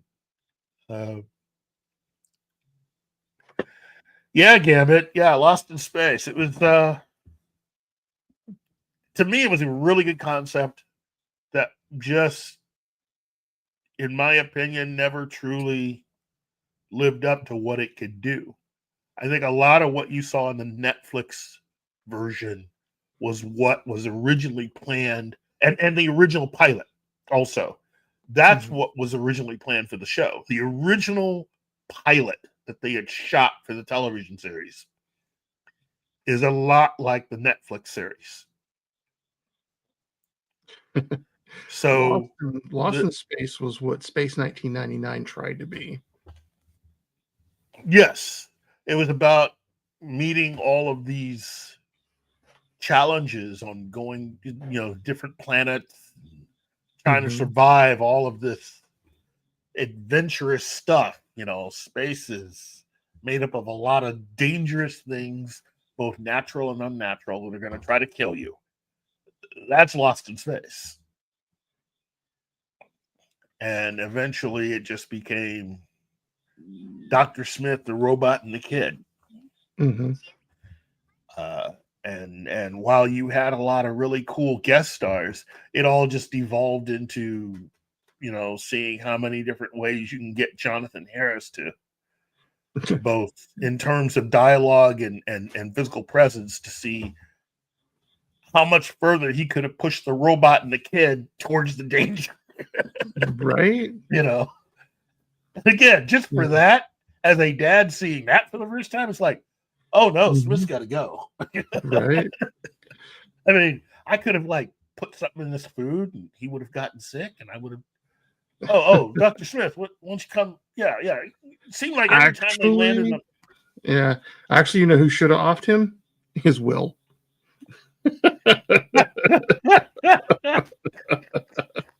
Gee, Dad, I don't know what happened to Dr. Smith. Because Will kept on being the one who was directly in danger because of right. As Will got older, I think he would have figured that out. It's like, whoa. I was a kid. Right? You were pushing me towards. Oh, you Right? gotta You're right. Gee, Dad, I don't know what happened to Dr. Smith. There was an alien and tentacles and go. That probably would have happened when Will turned 15. It's like, right. Oh, I think it would have happened around 13 because 13. that's the point where, where as a parent, we both know every child turns feral. Yeah. Well, especially boys. Right. Oh no, You no. know. I believe me, I have a house of all daughters. or a daughter who has two daughters and who married somebody with a daughter of his own. So yeah, no, about 13 they stop being human and Oh my God. I disavow. Being male or female, it's they all stop being humans and turn to feral little beasts. I don't know. They turn evil. I can testify to like 11, 12. It just being, certain way of doing things. Then again, Right. that doesn't stop them from, boys at least from doing a lot of dangerous stuff and it being kind of normal. Right. I mean, that period of time for any boy transitioning into a teenager, half the time with just the stuff that I remember, I'm impressed that I'm still alive. I mean, boys do some really dumb stuff. Let's just be honest. Yeah. You hope your sons are a little smarter than you are. Or were, yeah. And you try to protect them because I mean that really is the major part of it for if you happen to have sons. So you remember how early it hit for you, and it's just like oh hyper vigilant because now you realize you got to get them over that hump from going to boy to teenager. Right. You have to be very vigilant around 10, 11, 12. Yeah. They still have to survive to teenagedom, hence the early onset curmudgeon syndrome. Yes, you gotta get them over that hump, or else they won't survive. Your sanity, and neither will survive. you, right? Because your wife's gonna get exasperated with them real quick. And thus with you, yes, because this suddenly became your fault. You gotta help her understand. It's like, oh, this is all part of it, baby. This is all part of it. No, I can help. This is all part of it. Yeah, this is. They will actually survive. They will survive. It doesn't seem likely, but this will happen. Yeah. There's a period of time where the words "I don't know" just start to be something that they say and mean it. It's like I have no idea, Dad. I don't know.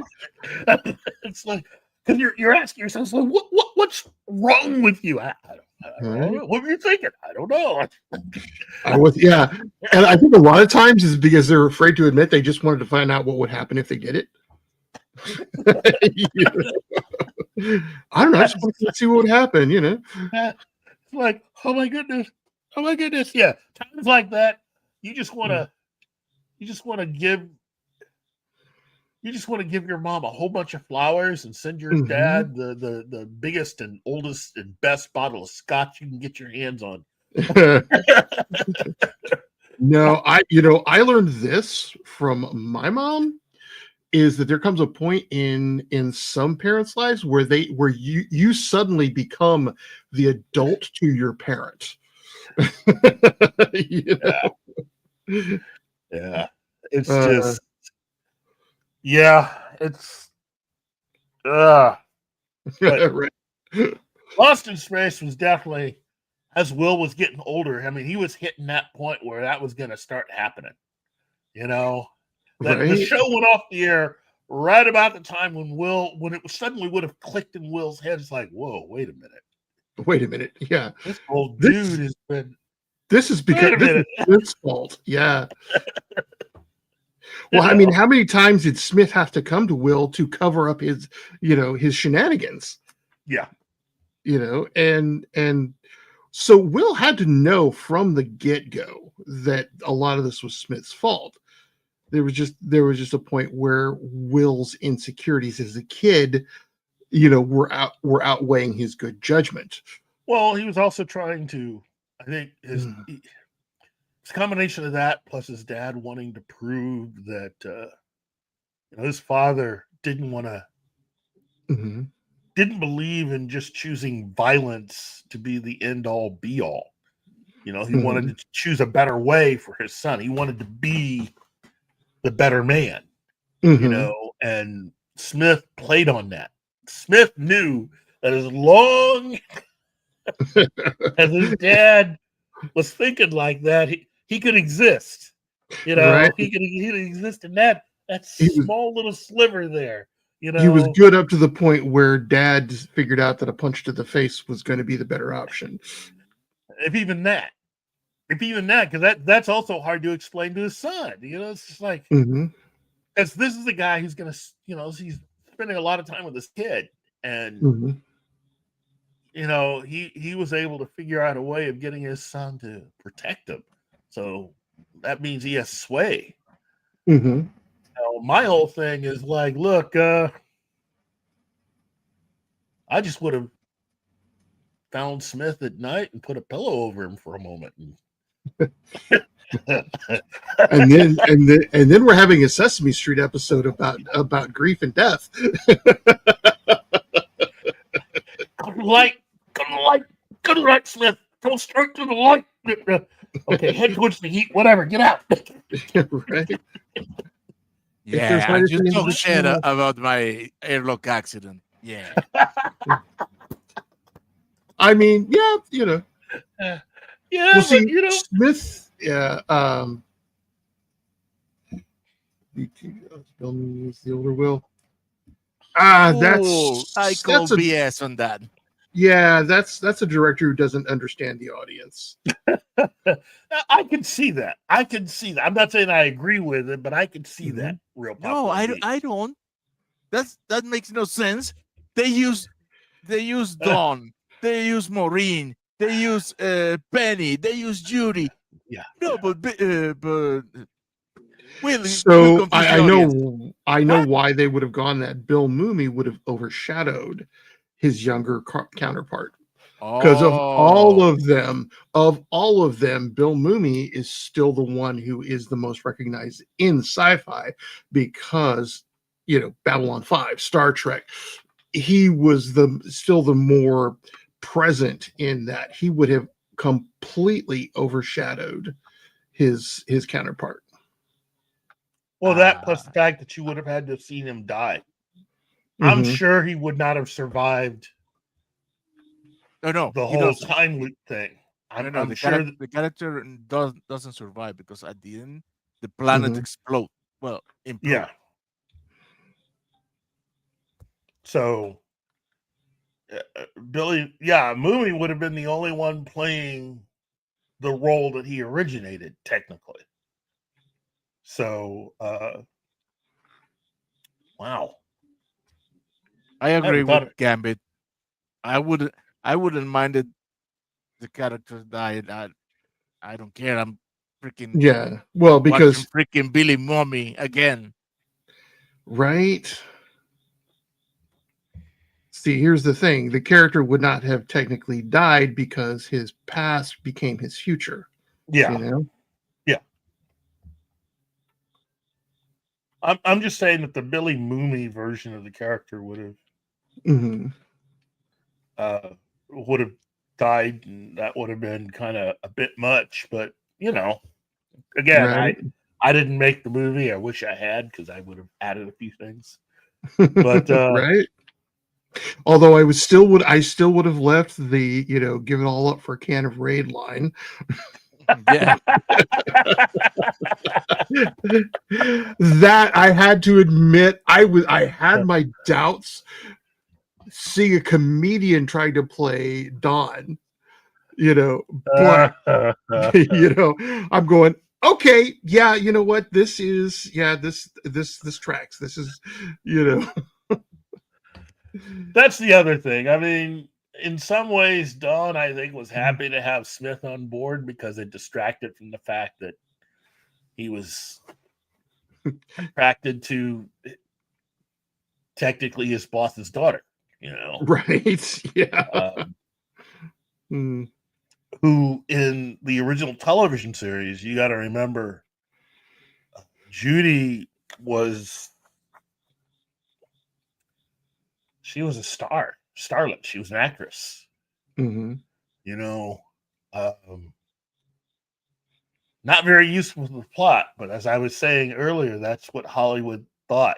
You needed to have women on there in these sci-fi movies and TV shows so they could scream really well when the danger was. Right. That's what they were there for, to scream and emote. They were your danger sensors. Yes. Target for all the bad guys.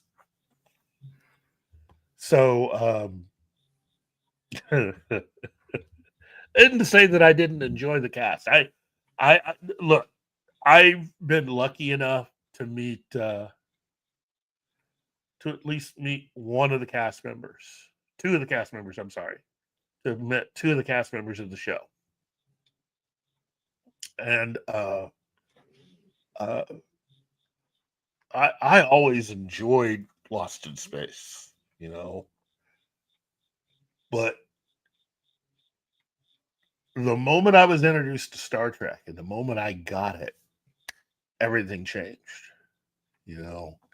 Star Trek made me want to. I mean, everybody really was so into it that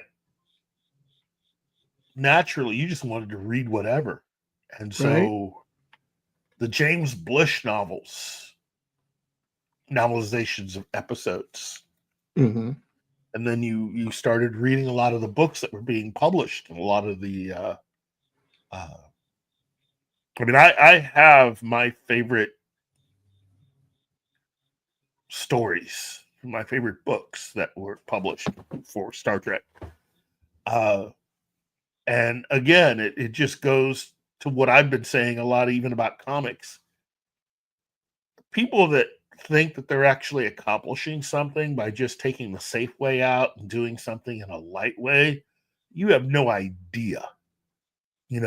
Especially for a lot of you non-Star Trek fans who like to look down on Star Trek, you need to check out some of those novels.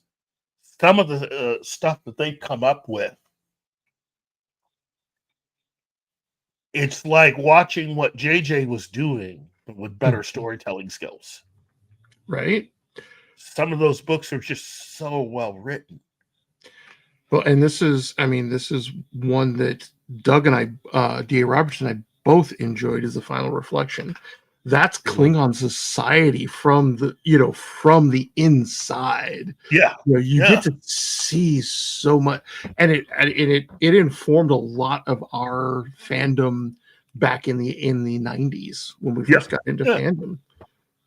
Yeah. I liked Enterprise. That was a good introduction to how the crew began. And again, I liked all their stuff. I was a big fan of just reading all of the Star Trek novels that I could get my hands on. One of them being the Galactic Whirlpool. Oh, that was so good. Right. That was so well written. So I actually had, and you probably did too, because this was at VisionCon.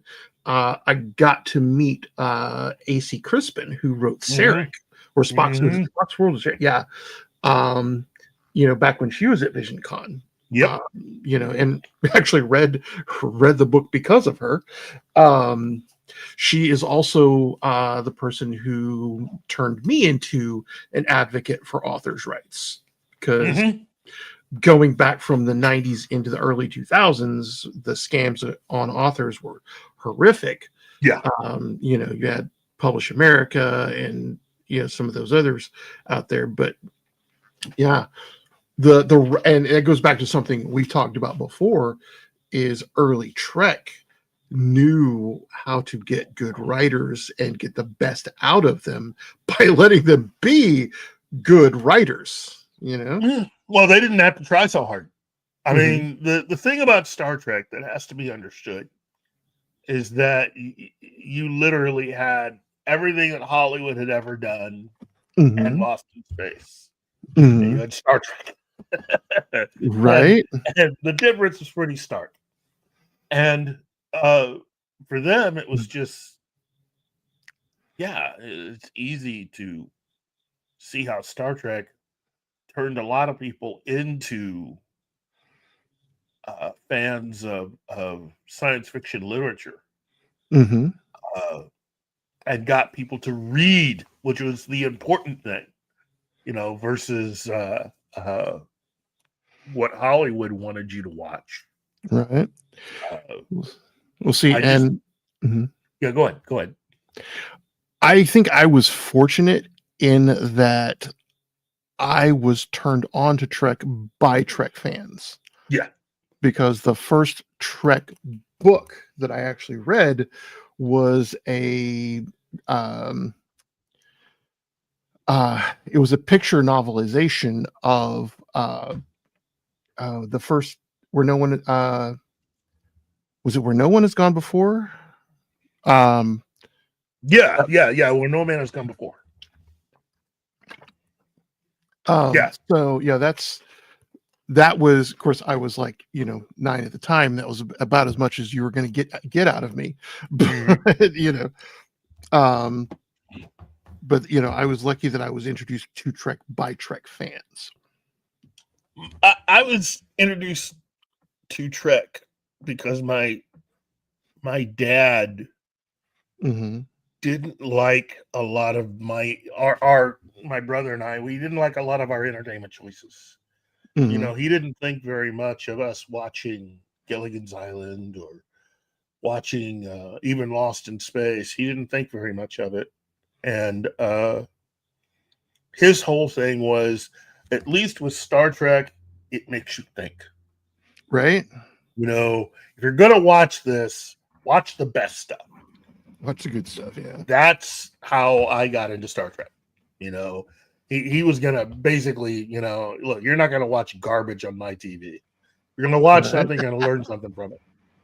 Right. So that's how I became a Star Trek fan. And then I got into the books, and the books eventually led to a lot of it made to the book The Making of Star Trek, which did more to teach me uh, how television works and how pitching a show works, and taught me how to write, uh, Mm-hmm. how to break it down and write uh,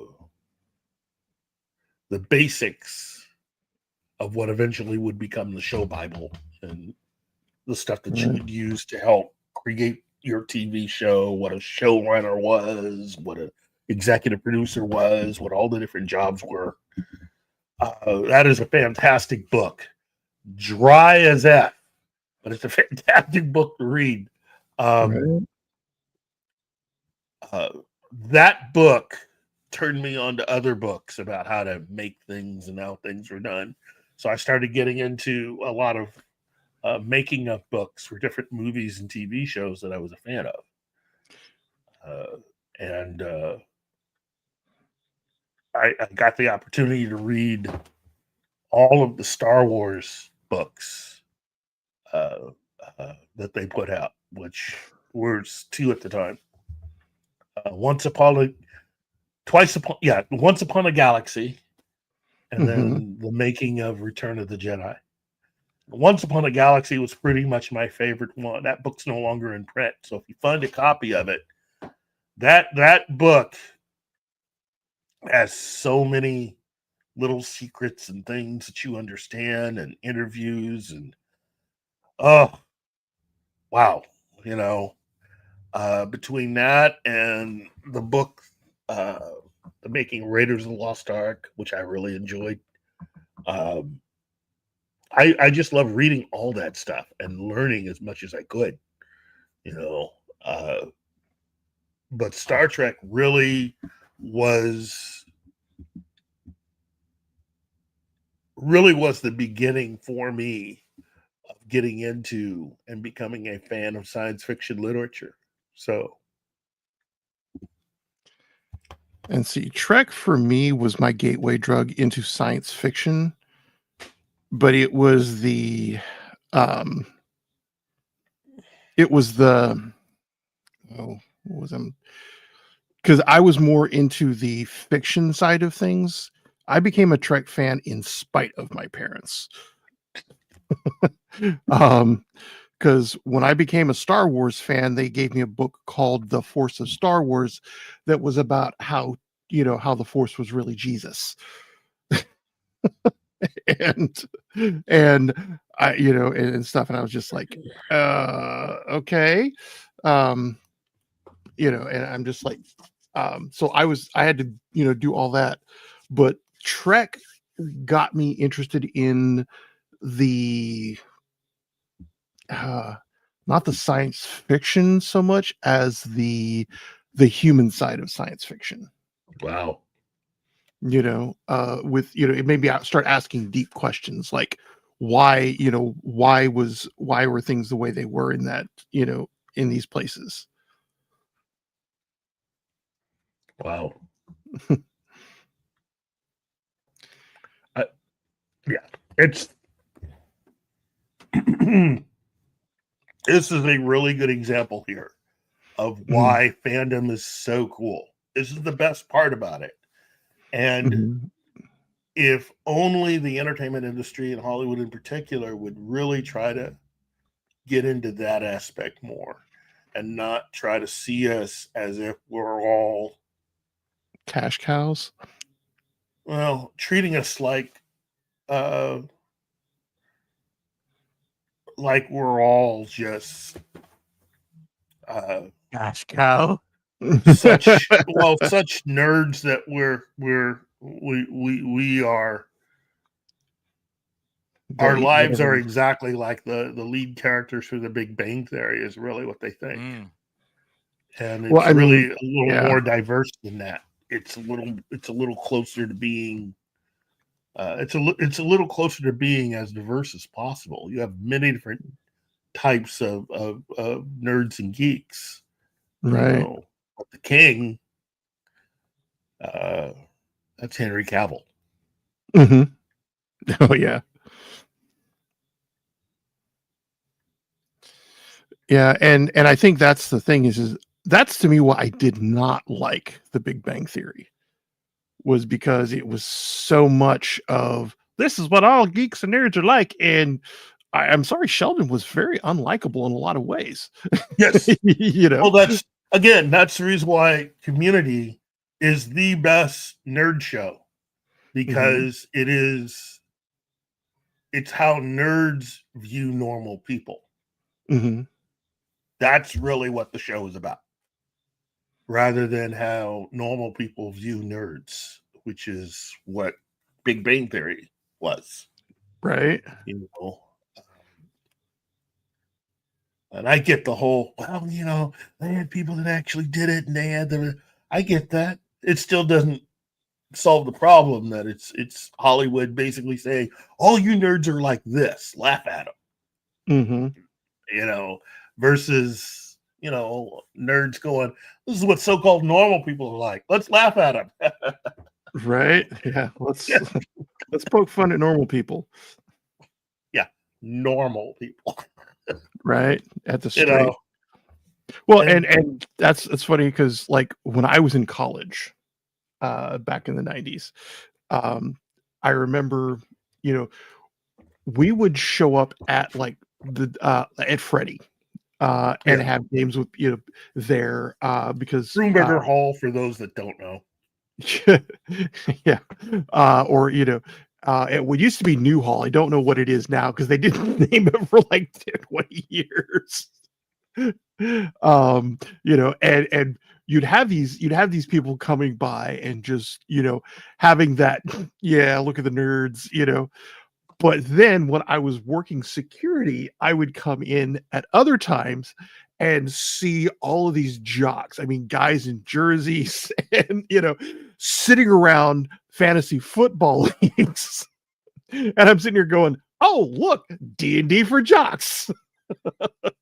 you know, talking about their, you know, what their team did and how they performed. I'm like going, you guys are telling D&D stories.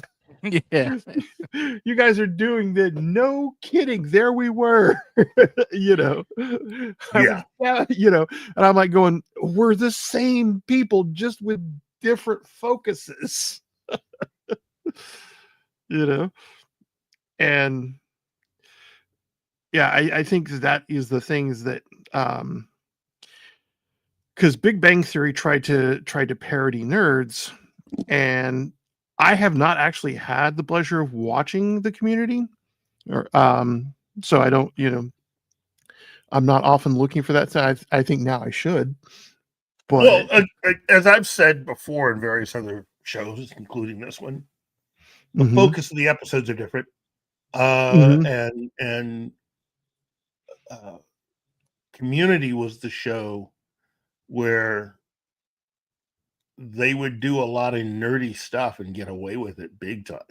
They did an entire show, which is, again, the show is centered on a community college, mhm. and the characters were able to convert to get everybody on campus to play probably the biggest game of the version of The Floor is Lava I have ever seen.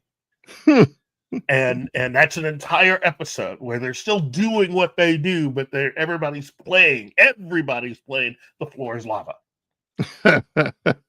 Or they created a big blanket fort Mhm. all throughout the inside of this building. And they were just constantly doing stuff that was just way outside of it, you know, Right. versus Big Bang Theory, which, again, I acknowledge there are people Mhm. that really like the show, but that's because they thought they were laughing at all of us, you know. Right. I think when they got oh god, who played Amy? Oh, yes. Mm, When I know who you're talking about. It's actress. mm. She played Punky Brewster. Mm. Hang on. No, she didn't play Punky Brewster. She was Mayim Bialik. yeah, Uh, great actress. mhm. Um, Who is but actually kind of a nerd. she is a nerd. She is a Yeah. nerd. But I Yeah. mean, Community was the show that was really the favorite show of even the people that made Doctor Who. Mhm. And they were the ones that brought in the whole they did a whole alt mirror universe. They did deep Star Trek cuts where Mhm. you had Abed, who was one of the characters in the show, and then you had his evil counterpart. And the only way that you could tell the difference is the evil counterpart had the goatee. And everybody that came from the mirror universe had a goatee, even the women all had goatees. John Goodman loved being on that show, and even his evil Mm. counterpart had the goatee. You know, and that way you knew what you were watching. It was like, oh, the evil counterparts. You know, Right? there was just something about Community that just I connected with right away, and to see all the different types of nerds. You know, that's Mhm. the other thing with Big Bang Theory. It's all really variations on the same theme. Whereas Right. with Community, it's all different types of people. There's more of us than them. And we get to Right. make our own show where we get to show them what we see them do and how much, you know, how big of an idiot they can be being so-called normal people, you know? Right. Um, so yeah. Oh, and we're eventually going to get our movie, right?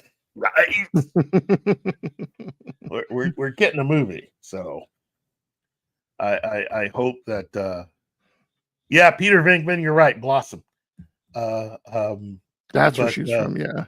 yeah, Maya Biotic played Blossom. But yeah, Lauren Hittrich. You know, if that had been my money, I would have fired her after the first season. Because as a showrunner, you're lucky to find someone who believes in what you're doing so much they throw themselves into it. Mm-hmm. And that's very valuable. I learned that from watching Arnold Schwarzenegger. Every project he was a part of, he threw himself into the marketing of that project. Right. He did whatever he had to do to sell it. And when you get someone like Cavill, Yes. who on his own, he has such he is such a nerd in and of his own right. Yes. That he just, draws the fandom in with him. Yeah. Because he truly understands his fans, because he is his own fan. Yeah. You're right. He gets it. And people love that he does get it. Yes. It's sad because I think the thing about the DCEU is that they had more people that were doing it, that were part of it, that were fans themselves, that were in on it. Right. What made Henry Cavill and Ben Affleck perfect is that both of them grew up as fans of those characters. Mm-hmm. It wasn't just something that they got cast. They were comic book nerds. Although Cavill was a bigger nerd than even Ben Affleck, because he did a lot of nerdy stuff. And again, I look at it this way. During the pandemic, when you can get incredible views for a video of you doing nothing but just building your own PC, and mainly women want to watch you build a PC. I mean, let us all go back to the days when we were in high school. You couldn't have got a girl to watch you, build a sandwich, let alone a PC. Get them to watch an entire video. If you had told any of those girls in high school, hey, there's going to be a good-looking guy who's going to be a total nerd, and you're going to want to watch him build a PC. That's the power of Cavill. And Lauren Hittrich and her people wasted that. That's why I would have fired her, because you don't get somebody to come along that has that kind of pull with an audience, right? And then piss them off. And I mean, and you have actors who get it. I mean, one of the things that I enjoyed about Firefly is that whole cast just connected with the fandom. Yes. Because they would constantly make the videos, it's where the term flans came along, because of it was Nathan Fillion just screwing up in the middle of a video, and it just came. There was chemistry between the fans and the stars. Yes. And there's chemistry between Cavill and the fans. Yes. And Affleck just kind of stumbled into it. Well, no, I think Affleck gets a bad rap because you got to remember, Affleck was trying to balance out also being a filmmaker, and he had a contract with Warner Brothers. So during the making, the way it was supposed to have gone is that Zack Snyder was supposed to have completely filmed Justice League. Mm-hmm. And as soon as that was done, Affleck was then going to turn around Mm-hmm. and be the lead of a movie that he was making. Right. He had a movie that he was wanting to get made. So he had to gain weight to fit the part that he was playing. And when all of the stuff went down with Snyder and the studio and him having to leave and all of the subterfuge and just general, not cool things that happened behind the scenes that caused them to bring in Mm-hmm. Joss Whedon, Mm-hmm. who, just between us, he was already there because they had hired him.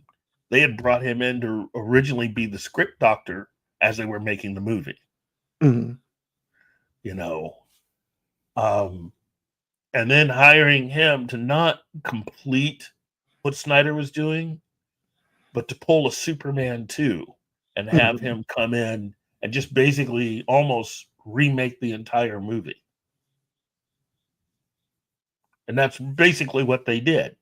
Mm-hmm. They shot new scenes, changed the focus of the film, which is what happened to Richard Donner when they fired him from working on Superman 2. And they brought in his replacement and proceeded to go back and change scenes in the movie Mm-hmm. or add a brand new unnecessary scene to the entire film.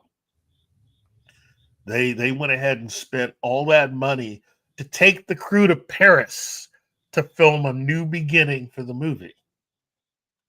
The entire Paris portion of Superman 2 was never meant to exist. That's part of the remake, the reshot. Mm-hmm. That whole thing with the elevator and Lois, that was all created for the second version or the new version of the movie Right. that they were making. Right. Well, see, what I was looking at is that Cavill is known as a fan. Yes. He's known as a nerd. Yeah. And that's part of who he is. Affleck, I mean, first of all, Ben Affleck is a super talented writer, very talented actor, but his appeal is not so much as a nerd, it is as a leading man. He's, as a writer, Yeah. he's not as known, he's not as out there with his nerdiness like Kevin Smith or Cavill is. Yeah. Well, I mean, he said during Daredevil, that's the Mhm. reason why he took the movie Daredevil, because he wasn't sure if he'd ever be cast as Batman. Mm-hmm. But Right. I agree. He doesn't wear his fandom the same way. He tries to fit in versus Cavill, who doesn't. He just Right. doesn't. Yeah, Cavill is just the nerd that he is. I mean, he almost missed the Superman casting because he was working on his Warhammer army. Yes. I mean, was in a raid. Yeah, he was in a in the raid. Middle of a Was raid. it was in the middle of a raid, and he was just like, I can't leave. But that's like Joe Manganiello, and his very exclusively cool D&D campaigns, right? And again, Google Joe Manganiello's D&D campaigns and look at that table that he's got. Oh my goodness. Yeah. Oh geez, the dude's doing it upright. And I just think that everybody who has ever said that they were a nerd or lived out and proud as a nerd over these last 5 to 7 years, the industry and Hollywood in general have managed to find ways of just pushing them off to the side. You don't see these people hardly anymore, and almost every single person. It isn't just like one or two. Every single person they've almost managed to disappear quite a lot of these people. And it seems like only the ones that have figured it out to at least hide their fandom are the ones still getting work, or they find ways of putting them in things. I mean, Cavill, you're starting to get all this stuff about, well, maybe Cavill's not who we thought he was. It's like he wasn't trying to fit into anything that you were doing. He's Henry Cavill. He's already let it be known. This is who I am, you know? Mhm. I feel bad for him in that respect. Then again, I mean, we'll see when his version of Highlander comes out, Right. and hopefully he hasn't had to compromise too much for his Warhammer series, which I still think is a really cool idea, especially if you can turn around and get a lot of famous people to cameo in Mhm. in the Warhammer TV show. Right. But yeah, it's just weird, you know, that as it's bad enough when you grow up as a geek or a nerd to that first time when you get made fun of reading a pulp novel or a comic or something, Yeah. and realizing at that point that you know, being normal is not really that much of an option unless you just decide to turn your back on everything that you are Mhm. in order to get along and have an existence where you're not really having to suffer being made fun of, made light of, or the Oh, center yeah. of a lot of unwanted attention. And so to have people like Cavill,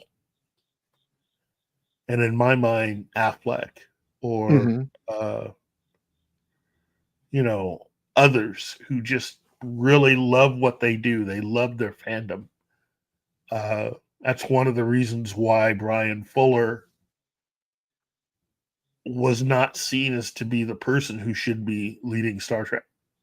Hmm. Wasn't the fact that he was gay. It's the fact that he was too much of a fan. He was geek. He was geek. And he liked wearing geek clothes and doing. I mean, he's a TV guy. He's a showrunner. It's not like he's on TV, and it's not like he Right. ever did anything disruptive when he was trying to do interviews to help promote the projects that he was in charge of. But it was seen as by certain people that He's not like us. what he's doing Mhm. really doesn't make him one of us. Right. Which is funny when you look at a lot of the films of the 70s, you know, because the hero is always the outsider. Yeah. You know, he ain't like us. That boy's from out of town, you know, and but then that's, you know, and I think that's what we've kind of when we look at the state of fandom, that's kind of what we've become. We've become the outsiders, and we've shown them how it can be done, and they Yeah. still think that they can do it better, and then Yeah. they find themselves going, why aren't people why aren't people buying our books? Why aren't people, you know? I mean, I grew up being a jock and a nerd, Mm-hmm. and that was hard, you know, being made It, fun it, of, it's you know. that Peter Parker lifestyle. Mhm. You know, it's part of the reason why Buffy works as a concept. Mhm. You know, it is trying to live that double life in a sense. Mm. You Right. know, you're a jock, and jocks are expected to do and accomplish certain Certain things. things, right? And you have your practices that you go to and all that. Oh yeah. Mhm. I It's just that the moment we started making money, and a lot of it, and Mhm. proving that there's a lot more of us out there than what the industry thought there was, Mhm. for them to, for people to eventually take over from the people who initially gave us the opportunity to see stuff that we like to see, and then all those people getting pushed out in favor of people who want to come in and just act like it's high school all over again, Right. and pretty much make light of you or laugh behind your back, or whatever. It's pretty sad deal. And Right. Especially when they're standing on our shoulders. and that's the thing. They need Disney especially. Disney needs us, Mhm. but Disney's not going to admit that. Yeah, I just, between Marvel and Star Wars, they have managed to just completely destroy whatever goodness either one of those Mhm. IPs had as far as entertainment value and the Right. fandom behind all of that stuff. Right. But then you get into the thing that really kind of gives me hope is you have these situations where the suits think that they're going to do something, something brilliant, and then get owned. Um, you know, uh, Hasbro learned it with D&D. Thinking, oh, we're just going to make all these changes, and everything you did under the open license is now ours, or you're going to have to pay us for it. And suddenly they got owned so hard, and they don't get that we sold out Wembley Stadium. Nerds sold out Wembley to watch a D&D game, not once but twice. Wow. yeah, fucking Critical Role and Dimension 20 both just get massive turnouts for what they do. And and then they think, oh, we're just gonna monetize this in a different way, a better way that that screws all y'all. And suddenly now Critical Role has their own game out, because they're going, all right, fine. You don't want to do your thing, then here we go. We're gonna take your idea, we're gonna do it better, and and you're gonna be basically trying to catch up to us. Yeah. And I think that things like that are proving the power of the fan. You've got things like Has Been Hotel and and other geeky nerdy things that are out there that, I mean, what is it? Oh damn, what was it? I was talking to one of my gamer friends last night. Was it last night? Yeah, it was last night.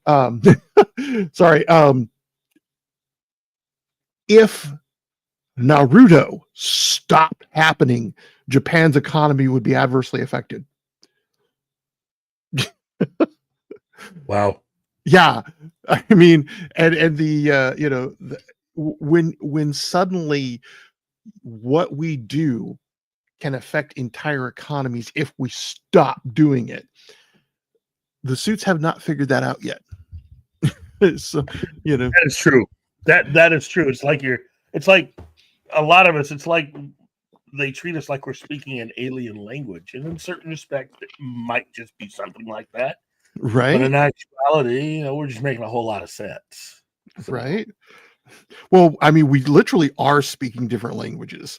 I mean, because I'm sure you have, everybody has seen it, that corporate double speak of, we're going to optimize our assets, and and we're trying to streamline our process by diversifying into and it's just like it's gobbledygook. yeah. Because it's a lot of ways of saying nothing. Nerds don't have that that same issue because we're saying something very, very, very specific. And that's what the suits don't get. Wow. That is true. That's true.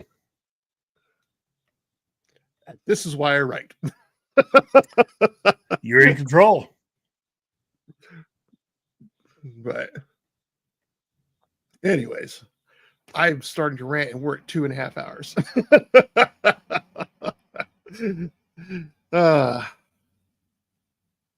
I think I don't know. I think I've talked myself out. How about you, Keith? Yeah.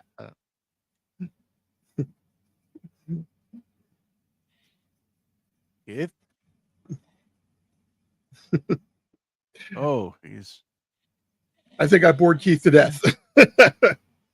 Keith. Keith! No, Keith. Hey, Keith.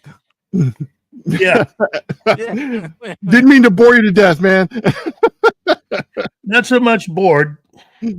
Oh. Here. I got something here. I remember sending you guys something. Well, I think I may have missed you on it, Martin. But the rumor was going around about Jake Gyllenhaal as Batman. What? Yeah, I know, right? Jake Gyllenhaal still wants to be Batman. He's let it be known. I still want to be Batman. Too bad. I want to be Batman, but still. Wait. He's still in good shape. He is at the right age to be the version of Batman that that James Gunn wants to use. I still have two things. Okay.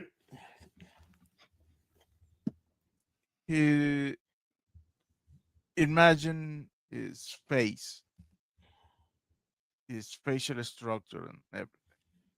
Yes, he's a handsome man, but he doesn't look like Batman, especially his eyes.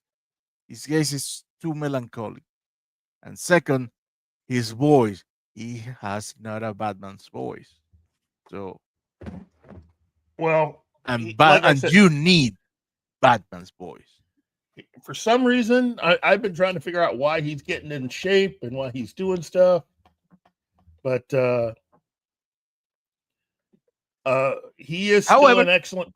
He's still in excellent shape, and he wants the part. And James Gunn is, from what I hear, he's seriously looking at him.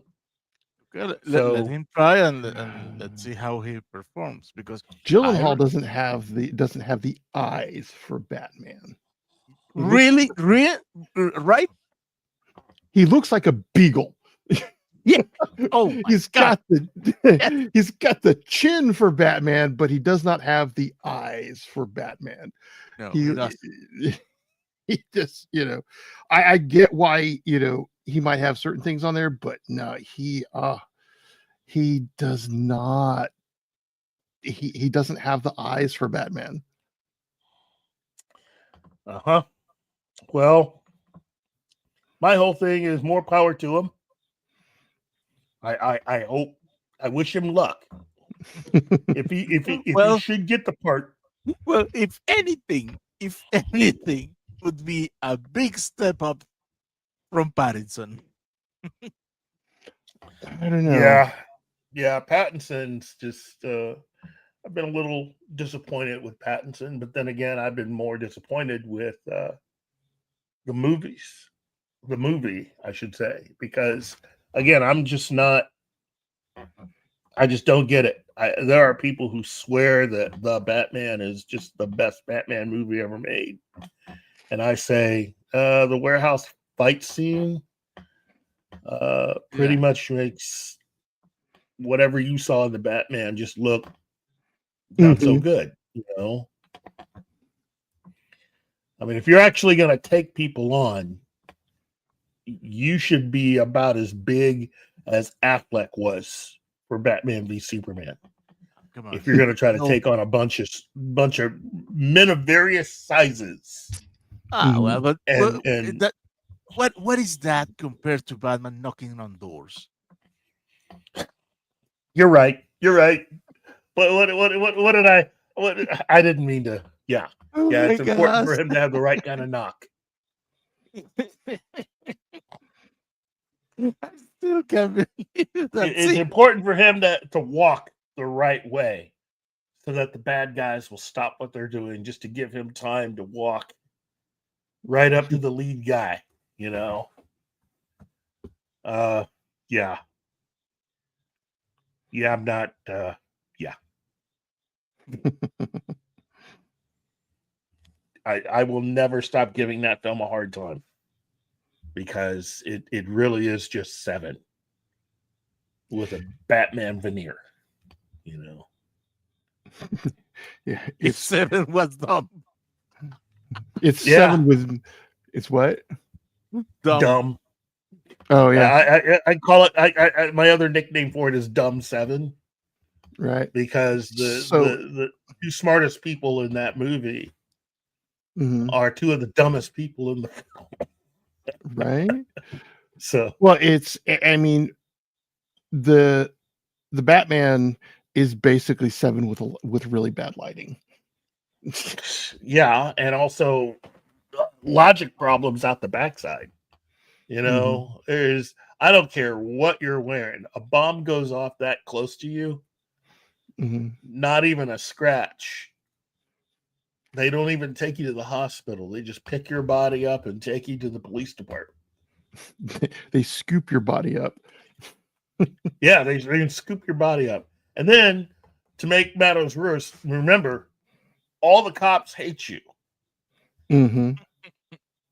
They take you to the interrogation room, But they don't want to see who you but they are. don't take your No. mask off. It's not like you're going to do anything. You're out cold, Right? but they don't take your mask off. They don't take your gloves off so they can fingerprint you. I mean, you're at least going to be, by the time you wake up, you're at least going to be fingerprinted and have several photos taken of you without the mask You're on. right. You're going to be very well And you should be identified. cuffed. Yeah. That's really one of the weirdest things about that film, you know. But we have our plot armor. It's only his 2nd year. Magically, that's supposed to just answer. Okay. All the things I spotted.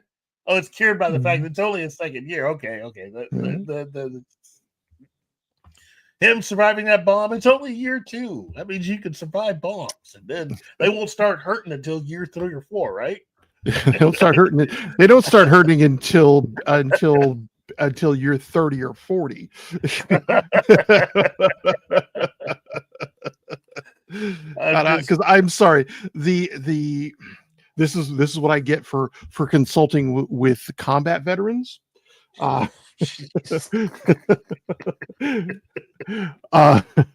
The kill radius on a standard frag grenade, that little bitty ball of death that is 6 meters. That's more than 30 feet. You do not want to be that close to a grenade. Even wearing some kind of a costume that he's wearing in this film. No, it's the concussion. It's the overpressure that kills you. That's one thing that I think World War Z gets wrong, is the idea that explosives do not kill zombies. Yes, they do. The overpressure just pulverizes everything in that radius. That's right. Sorry, that's me ranting. But and on top of that, you have exposed skin. Yeah, absolutely. So no cuts, no nothing. That movie's just that oh yeah. I'm happy that Pattinson will not be the DCU Batman. Not that I hate him or anything. It's just he's just the way they have him doing things. He's just not right. He doesn't fit. There's a lot of magical plot armor for that version of Batman. Right. And I do with an emphasis on magical. Magical plot armor. Jeez, yeah. Anyway, I think that's it for today's show. I think we've gone down the rabbit hole and we've taken it to quite a few IPs. I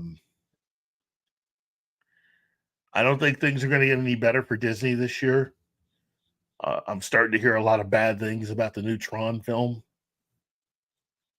That So let me exists. say what? That it exists. Well, Tron should not take place in the real world. And Bruce Tron Bot. should, Oh, go ahead. should have and Tron should have Tron in it. Yeah. Well, here's a message from Bruce Boxleitner, who was at a convention recently, very recently, and he's saying, "Look, go see the movie. I'm not in it, but go see it." Oh, don't get me wrong. I am going to see that in theater, in 3D if possible. But my expectations, I'm going just as a faithful acolyte. That's it, because my expectations are low. I hope I get surprised. I really hope that, but I'm very skeptical. Yeah, I can see that. I can understand that. I agree with you. I'd like to go to and see this film in IMAX. Oh, I've been listening to Nine Inch Nails' original music for the film. Certain places I, already have it, and I don't want it. I don't want to hear it. I want to be fully surprised. Oh yeah. No. I'm not suggesting you go out and seek it. Yeah, you definitely want to, but I like it. I like what I've heard. Yeah, well, it's freaking Trent Reznor. He knows what he does. He knows his stuff. Yeah, I mean, well, it's a tough act to follow. I mean, because Daft Punk did an incredible job. Yes. With Yes, Tron Legacy. they did. I do not like Daft Punk, but I love that soundtrack. Oh, jeez. I mean, I could put that on and play video games and just be happy. I could put that on and write. Yeah. It's just something about that soundtrack is amazing. And I just from what I've heard from Nine Inch Nails and Trent Reznor, I think it's just well done. I hope the movie can live up to what it's attempting to do. I hope the movie is decent. If anything else, I hope it's decent. I'm afraid that they're trying to get away with saying that the reason why certain other people aren't in the movie is that they were asked and they declined. I can't really get behind that because this is a very good opportunity. You're going to do a sequel to something that a lot of people, even many people who are detractors of Tron Legacy, have come around to how good the movie is. The movie is not perfect. Tron Legacy is not a perfect movie, but I love it. Every time I see it, I love it. Yeah. And it's just, I went to the theater and saw it, and I loved it then. That film will test your speaker system. It will push the audio to its very edges, and rightly so. I mean, I haven't seen a film do what that film is able to do in an audio capacity since the original Matrix. And for those who haven't seen it in a while, if you haven't seen Tron Legacy in a while, at the very least, this weekend's a good opportunity for you to dig it out and watch it again. Get some popcorn and just enjoy it because it's a fun movie. And again, I think the lead actor Some people said he's disappeared. So he hadn't disappeared. He's actually in Tulsa King. He's one of the people in Tulsa King. So it's not like he's left Hollywood and is selling insurance. Right. You know, he's 10 years older now. He still could have been in this movie, but I'm not gonna litigate it here. I'm gonna save it for when the movie comes out. But and this entire film reeks of a bunch of corporate suits putting this together. Is really what it seems like to me. You get rid of all these actors and you just make the movie you want to make, and it's like, really. Right. You know, I think a lot of people have come to like all these characters, Sam, Cora, Mhm. you know, especially. Yeah. I can understand why they didn't get one of the actors, because he's just recently won an Academy Award for Best Actor. It's not going to be that easy to get him. You know, you'll have to spend a portion of your budget to be able to get him to be in it. Mhm. I can totally understand that. But everybody else, really? Everybody said no? Right. Everybody? Mm. Everybody? You know, because the way Bruce Boxleitner acts, I don't even think they bothered picking up the phone to call him. Right. And again, seriously, Tron. No Tron in a Tron movie. We at least, spoiler alert, get a tiny bit of Tron in Tron Legacy. But he's Right. there. But again, I'm going to argue this after the film comes out. But if I enjoy it, I'll let you know. Yeah, of course. Right. You know. But that is the show, everybody. And again, I really appreciate doing this. I really appreciate Ben and Martin. And I want to say a big thank you to Sentai Ranger Donnie, the Peter Vinkman fan site, Shinatsky, 11 Alpha, James Caserta, Gambit 1987, Real Popcorn Geek, and De Moro, and Snowda Poopa's Cuber, because, you know, he's fun like that. Just on a really cool note, two things. Comic Book Store Day, or local comic book store day, is coming up. Support your local comic book shops. And if you're lucky enough to still have one near where you live, support them. Oh, heck Okay? yeah. Second thing, New York Comic Con's coming up, kids. I know we don't talk about it as much as we do San Diego, but it's a real thing. It's a fun time from what I'm hearing. One of these days, I'm going to eventually make it to either one of those events. But keep your eyes and ears peeled. We're about to get hit with a whole lot of information. That's the great thing about these events. A lot of big news comes out, and there are a lot of projects that I've only been hearing rumors about, and hopefully some of that stuff will get confirmed. I hope to be able to see at least a picture or something from the new upcoming Supergirl movie that'll be out next year. And chances are we'll probably get our first real attempted look to try to convince us to go actually see Doomsday. So, good show, guys. Good show to everybody. Try to have a really, really good weekend. And on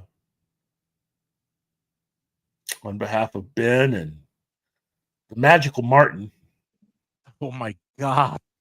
Yeah, you are magical, like a unicorn, dude. I'm editing this show. I'm editing this. I'm gonna cut that out. Oh my God. Uh, What? Magical Martin, come on. That'll be a Please thing. Hey, stop. everybody. Please. Everybody in chat. It's Magical Martin. Come on, let's give him a big hand. But Because you were my friend. we are friends, dude. That's the reason why I didn't try to stick in some of the upcoming toys that are coming. We're gonna save that probably for the next episode. But I got a few things you should look at. Ah, Yeah. you got my attention. So again, for Ben and Martin, this has been Morning Coffee with Keith. Have a better day. Bye, see everybody. ya.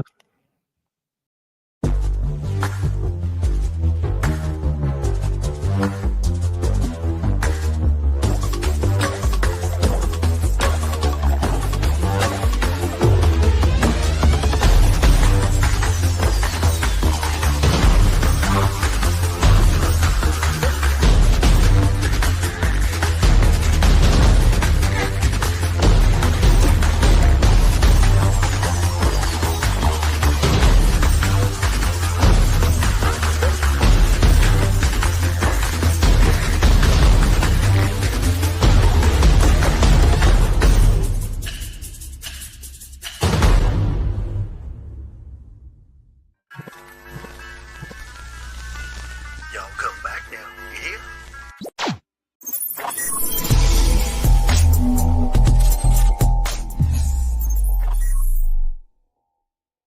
Matt Damon.